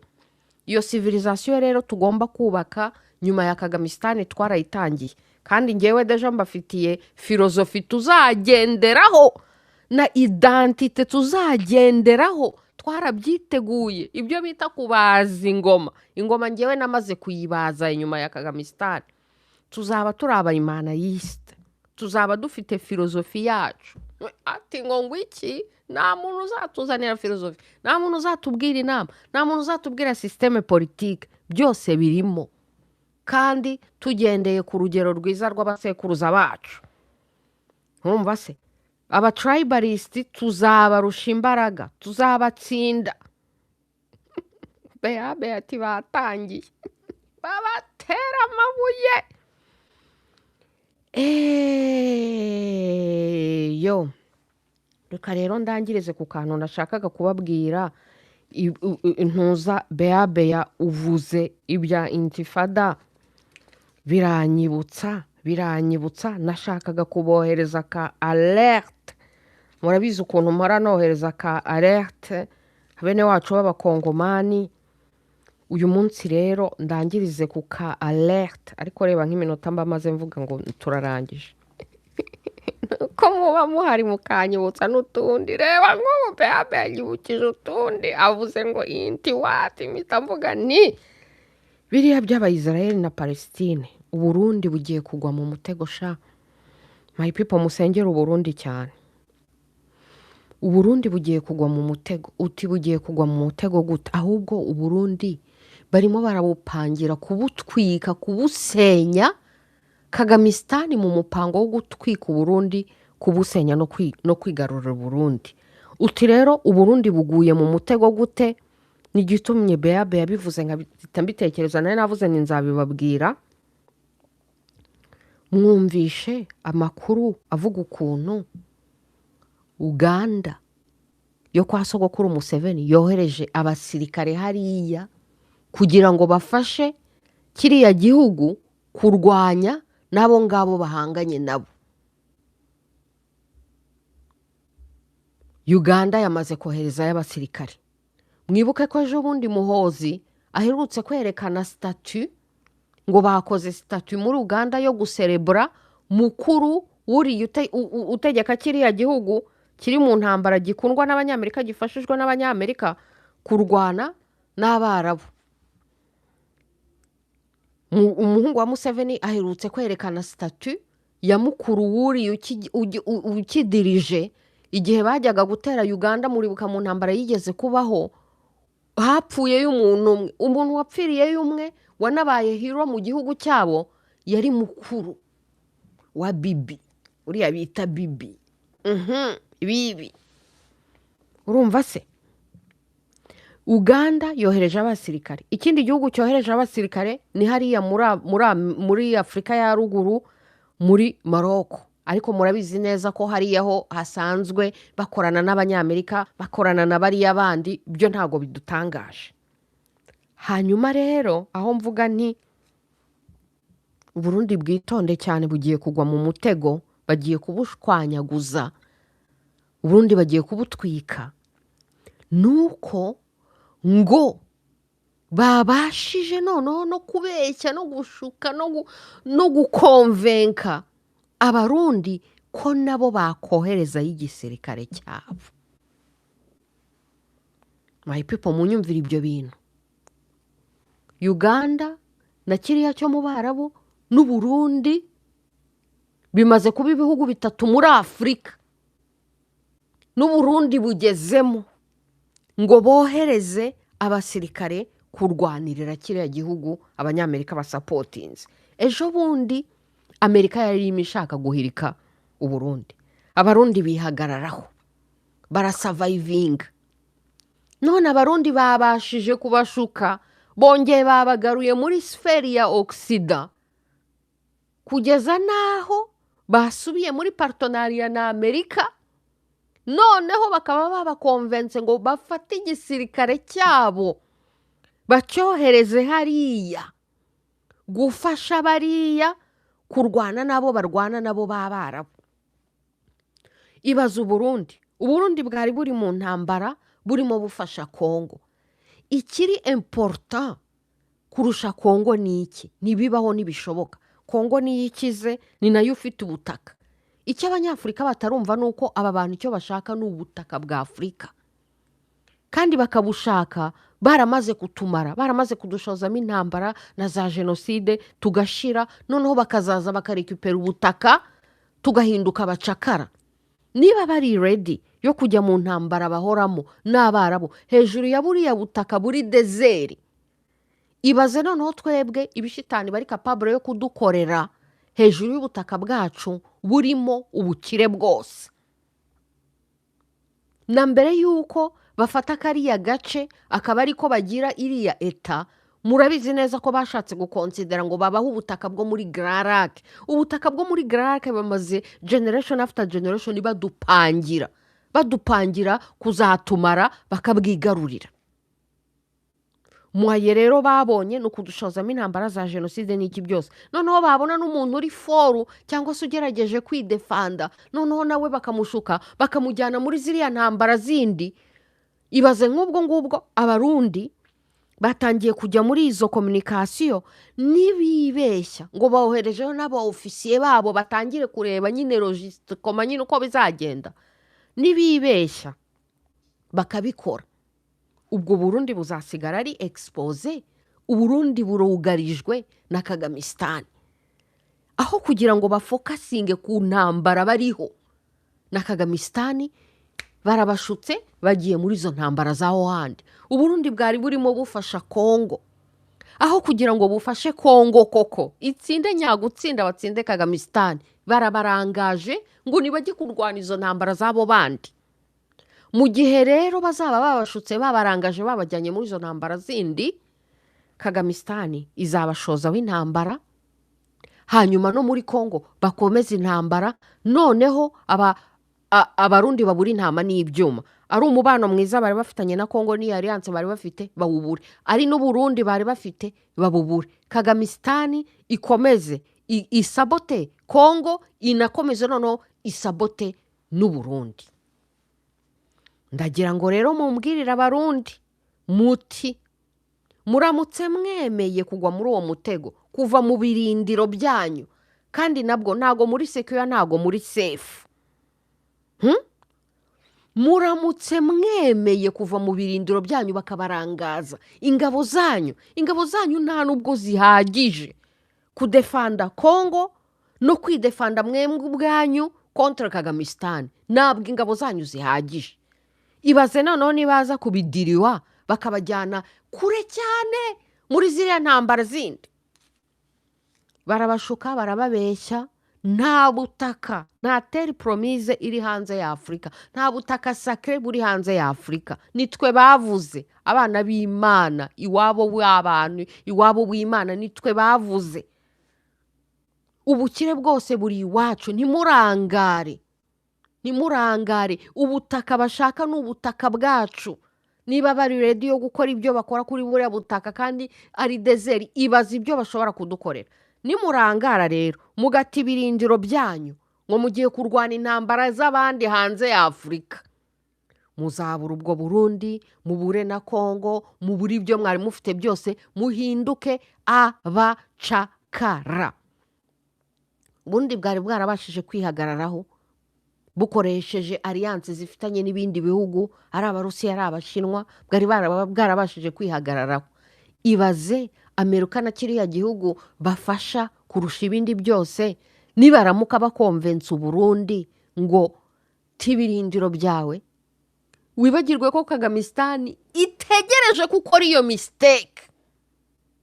Kagamistan nta n'ikindi bategereje, kandi murabizi neza ko nk'uko nababwiye ngo bari abantu bahora bakora double game, bahora muri double game, bahora bafasha impande zombi. Ni ukuvuga ngo baracyafashije Kagamistan, ariko namwe bashobora kwigira nk'aho ari inshuti zanyu kandi bari kubagambanira. Nimwibeshya rero mukagwa muri uwo mutego, muzohereza ingabo zanyu, muzabura intama n'ibyuma.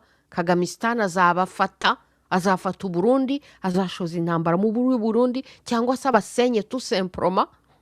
Ikindi kintu abantu bagomba kumva nuko Amerika n'iki gihugu bafasha kurusha ibindi, iyo barimo barwana intambara ntago barimo baba bashaka ngo gutsinda iyo ntambara, bo barwana intambara bagira ngo basenye abo badashaka kubona bazamuka. Nicyo cyonyine baba bashaka. Rero bazabashumuriza Kagamistan mu gihe mwebwe muhugiye mu bindi, kandi nta nubwo ari ukuvuga gusa ngo batsinde iyo ntambara yenda banafate igihugu. Bashobora no kubikora kugira ngo gusa babasenye,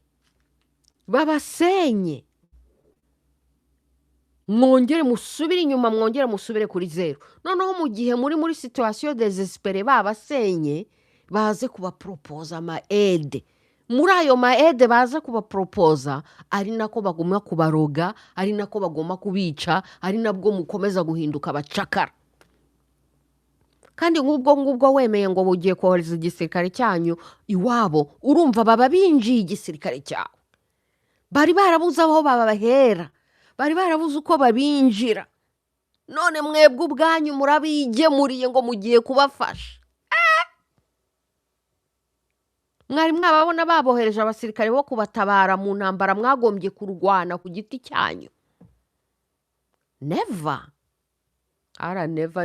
Never. Urabe wumva ni wowe bashaka, bakakurangaza ngo wohereje igisirikare cyawe hariya. Kagamistan irarekereje ngo ukore iyo mistake maze bagushwanyaguze. Muzavuge rero ngo ntitwari twababwiye. My people, ndabavuze. Arabitegereje. Ejo bundi Rutarema arahirutse kuvuga ngo nibahagarare na Murenge, ati Kongo yose. N'Uburundi rero nabwo burugarijwe. Babapangiye umupango international, kuko bari barabonye ko Abarundi bihagazeho. Noneho babapangiye umupango international kugira ngo babashuke, babarangaze, mujye muri izo mission international mwibwira ngo kumbe naho ngaho babategeye, babashwanyaguze, babatwike.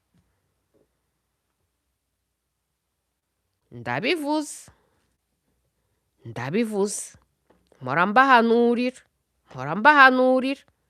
Ubwo rero nubwo n'ubuhanuzi bwerekeye ku Burundi n'Abarundi, Uburundi bagiye kubutwika, bagiye kubushwanyaguza. Ariko kugira ngo babutwike babushwanyaguze, bizasaba ko abanyepolitike b'u Burundi b'ubwabo babura kureba kure.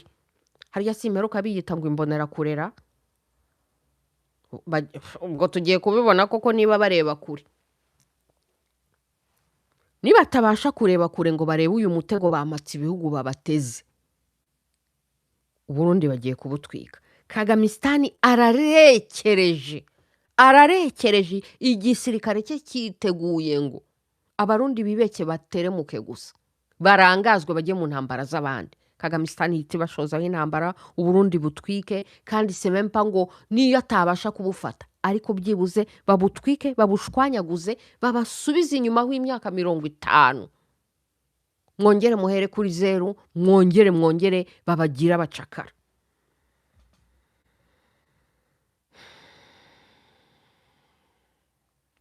Beabe ati bizarangira yigaruriye Burundi niyo batangiye kurangara no gutandaraza. Semfoye mpombe.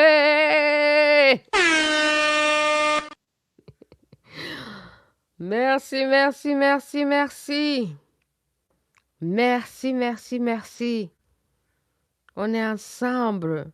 Ati solidarité Congo, murakoze cyane, turi kumwe. Le Kagamistan ne mérite pas un territoire plus grand que le Rwanda parce que les Rwandais souffrent de la barbarie. Alors, c'est quoi cette histoire? On ne veut pas que la barbarie aille plus que chez les Rwandais, quoi. Que la barbarie reste sur un tout petit territoire. On va souffrir. Surtout pas d'expansion de la barbarie. Vie et victoire au peuple congolais. Merci, merci. Beati, none se abarundi bazarwana kuri 3 francs. Voilà! Aho niho babategeye. Abarundi bari bihagazeho. Kagamistan yashatse kubafata. Amerika yashatse kubahirika. Mwibwira ko babyibagiwe iyo bashatse kuguhirika ukaresista. Nibigera na rimwe mu buzima babyibagirwa. Barakomeza bakagushakisha. Ubu rero abarundi babona baragiye muri diplomasi basigaye banavugana n'abanyamerika bisa nkaho byagize bakibwira ko babibagiwe. Nago babyibagiwe. Baracyabashaka. Aho bazababonera bazabatwika bazabashwanyaguza.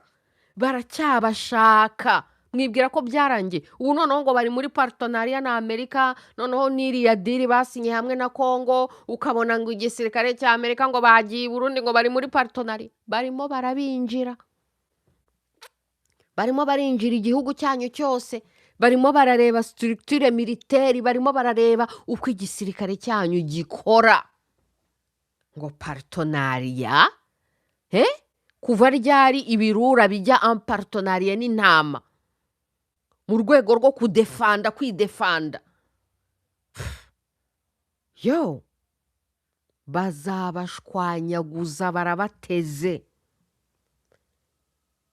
Mureke Museveni na Kainerugaba Muhozi niba bo bashaka kohereza igisirikare cyawo imikino barimo ntago tuyizi. Bahora basupporting impande zombi. Ubushize nabibukije ukuntu muri jenoside yitwa jenoside yakorewe abitwa abatutsi b'i Rwanda muri 1994 igihe guverinoma ya Habyarimana yari yarafatiwe embargo, ni bande bayifashije bakayifasha bakayiha imbunda yo gukomeza resistance malgré yuko yari yarafatiwe embargo n'amahanga. Ni bariya kandi barimo banafasha n'inkotanyi bafashije impande zombi. Uyu munsi rero abarundi bibwira ngo muri alliance ngo murafashije, ni hahandi baracyafasha na Kagamistan. Kandi bazabafasha mwebwe kurangara mugende, hanyuma mu gihe murangaye bafashe na Kagamistan kubashoza b'intambara kubatwika. Uburundi barabutwitse. Abarundi ni barangara. Niwe mutego bagiye kubagushamo ngo bari muri partenariat na Amerika ngo babaye inshuti n'abari inshuti. Barashaka ubutaka bwacu nk'abanyafrika, barashaka Taneter, barashaka les Grands Lacs. Biramutse bishobotse ko bafata Afrika yose baramaze kutumara tutarimo, hasigaye bake babacakara gusa bake babacakara gusa, babikora. Na rimwe mu buzima bashobora kwishimira kubona igihugu cy'abanyafrika gifite igisirikare gikomeye. Niba rero babonye mufite igisirikare gikomeye bakabemvita ngo muwajye kudefanda, ntago ari kugira ngo mubadefande, ni ukugira ngo babashwanyaguze babinjire hanyuma babatwike. Beati neva nutareba neza ziraguturitsa waraye.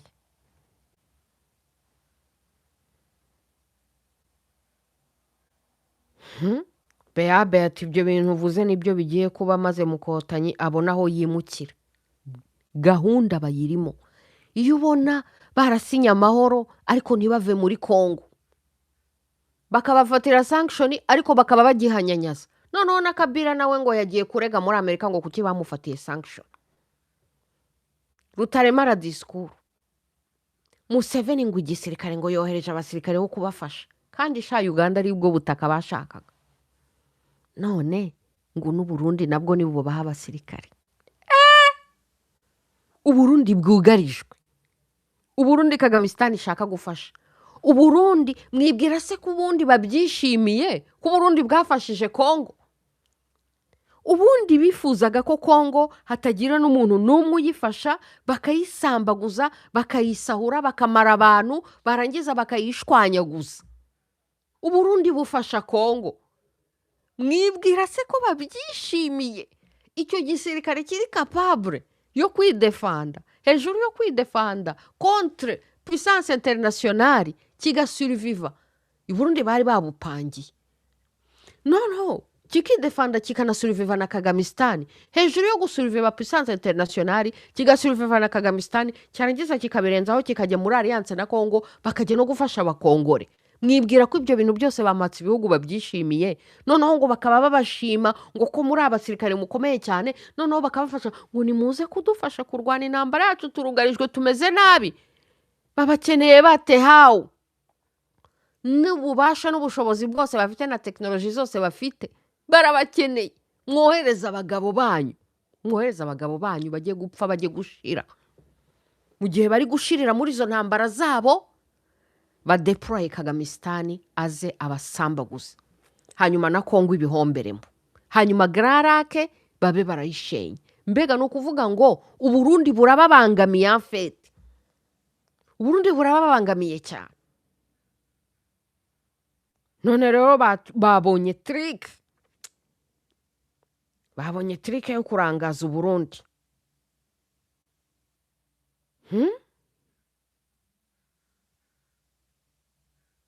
Ubwo rero muzaba mumbwira. Ndabivuze kabisa kugira ngo mubyitegure. Niba mwari mugiye no muri izo gahunda mubimenye neza ibyo babapangiye. Abo ba ofisiye muri kohereza iwabo mubizi gute ko batazana baroga, hanyuma mukaba mubuze nabo ba ofisiye bazima. Igisirikare cyanyu mu gihe kiriyo bazaba babinjiye, hanyuma banohereze n'aba specialiste mu gihugu cyanyu babinjire.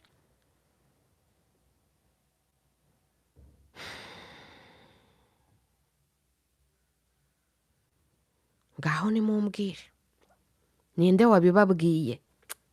Harundi bashobora kuba bari kwibeshya ngo Amerika yabagarukiyeho gatoya, ko bari muri izo akoru. Wabonye ko babashyize no muri biriya bya integration regionale. Muri akoro basinye Washington n'Uburundi burimo, integration regionale Uganda burimo. Hanyuma rero bakibwira ko ubwo ngo bongeye kuba inshuti na Amerika. Never. Ntibibaho, ntibishoboka. Cyane ko Neva aherutse no kugenda kwifotozanya na Traore. Nukuvuga ngo nushobora gushaka gutandaraza. One day ngo wabaye umupanafricanist warezise Amerika, warezise bamatse ibihugu, uri kumwe n'Abarusiya, reka sinakubwira. The next day uri kumwe n'Abanyamerika, ugeza aho ufata igisirikare cyawe ucyohereje kudefanda kiriya gihugu Amerika idefanda kurusha abandi bose ku isi. Erreur monumentale.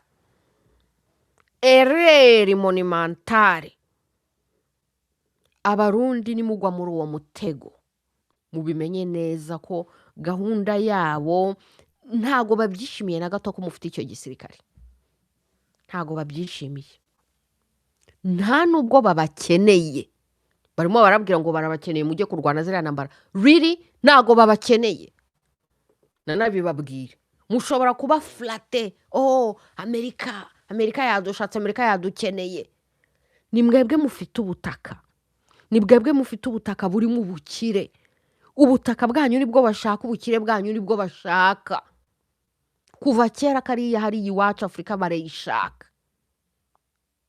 Bazadutwika, badusenye, batwice, batume tumarana hagati yacu, baturangaze muri izo ntambara zabo kugira ngo finally badufashe. Bazakoresha uyu mucakara kugira ngo atwike Uburundi, arusenyagure, ni hahandi nawe nibarangiza nawe bamwice na Kagamistan bazakoresha ni hahandi Avenir ntazayibona ariko ubwo urumva ko bazaba bashwanyaguje Burundi bashwanyaguje Rwanda bashwanyaguje na Congo bagasiga ibihugu by'abacakara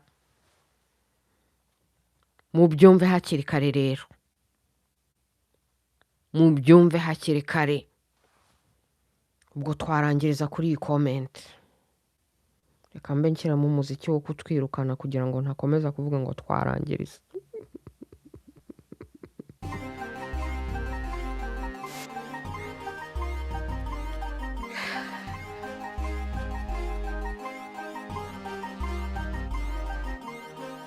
ubu butumwa rero abazi Burundi abazi Burundi abafite connection mu bwohereze antuka twebwe alerte zose dutanga hano ikinshimisha cyane no kubona zigera aho zigera ikiganiro twakoze dutanga alerte kuri Kinshasa tubabwira ibya Rutaremara ngakora n'amavideo yo kubasesengurira no kubasobanurira neza ibyo bavuze byagezeyo mwabonye ko muyaye yasohoka avuga n'ibyo twavugaga neza hano kuri UNI ati ni mwibazi yaba ari umukongore wavuze ibi n'ibi biranshimisha cyane rero iyo mbona akazi dukora kagera aho kagomba kugera alerte dutanga zikagera aho zigomba kugera sosiyete y'abakongore bose bahise baba mobilize mwumva se mu partage rero ibi bintu mubigeze i Burundi ahashoboka hose mubabwire muti Burundi barabutwite ubundi barabushwanyaguje cunga sana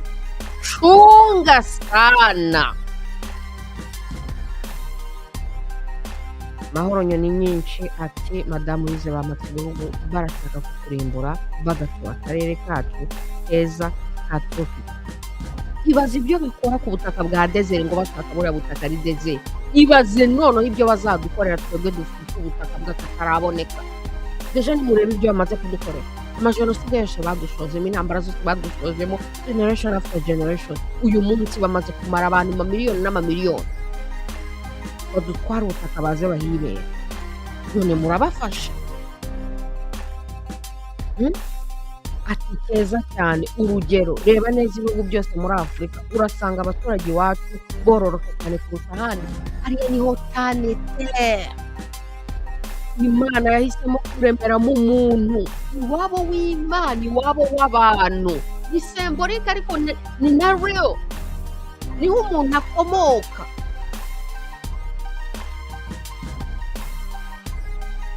arashaka kuhigarurira rero ni environnement iri perfect n'Imana yatekereje kuremeramo umuntu ikamuha byose muremeye muri paradiso niyo paradiso terre promise nya terre promise bavuze aba muri terre promise ngo peuple choisi ni bene Imana ni twe terre promise ni wacu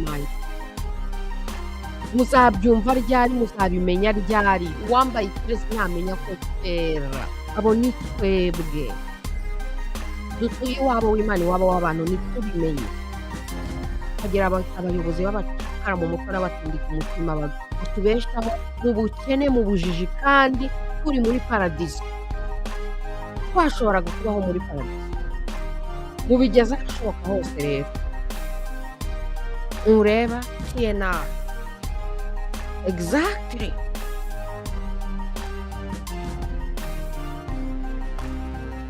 ubigeze ahashoboka hose ntabwo azabirya oke rero maye kuko Imana ikomeze bamenye muri byose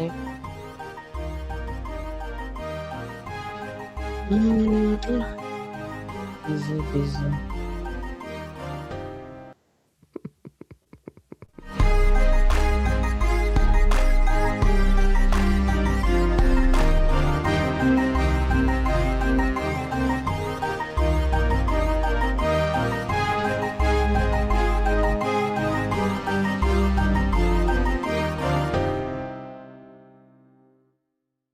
people Imana ibamenye muri byose ubutumwa iyi alerte muyigeze ahashoboka hose Beabeti biteye isesemi bamatse ibihugu bazashaka kutumara waraye ikintu cyonyine cyababuza nuko twakwibuka tuti sibo mana, hanyuma kandi ntitugwe muri uwo mutego.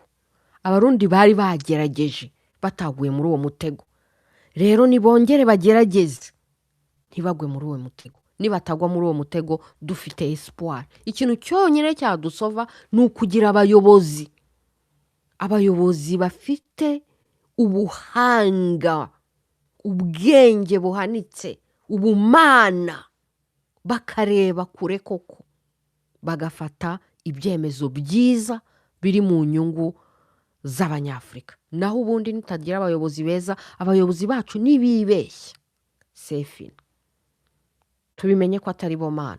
Ariko kandi tubimenye tuti abayobozi nabo natwe tugomba gucunga, abaturage natwe tugomba gucunga, tukababwira, tukabavugiriza induru, kuko ni twebwe bakorera, kugira ngo niba barangaye badakoze akazi neza bakaba bagiye gufata ibyemezo bishobora kumarisha abantu, tubavugiriza induru, tubabwire hakiri kare. Ubu rero mbavugirije induru abayobozi b'i Burundi, nimudakanguka ngo mwevite uyu mutego sefini, tubavugirije induru. Ntimuzavuge ngo ntitwari twabavugirije induru. Make some noise. Bizo ndabakunda santima moko. Urukundo ni ukuri, kubwira abantu ukuri no kubabwira no kubarinda kugwa mu bibi. Urwo ni urukundo my people.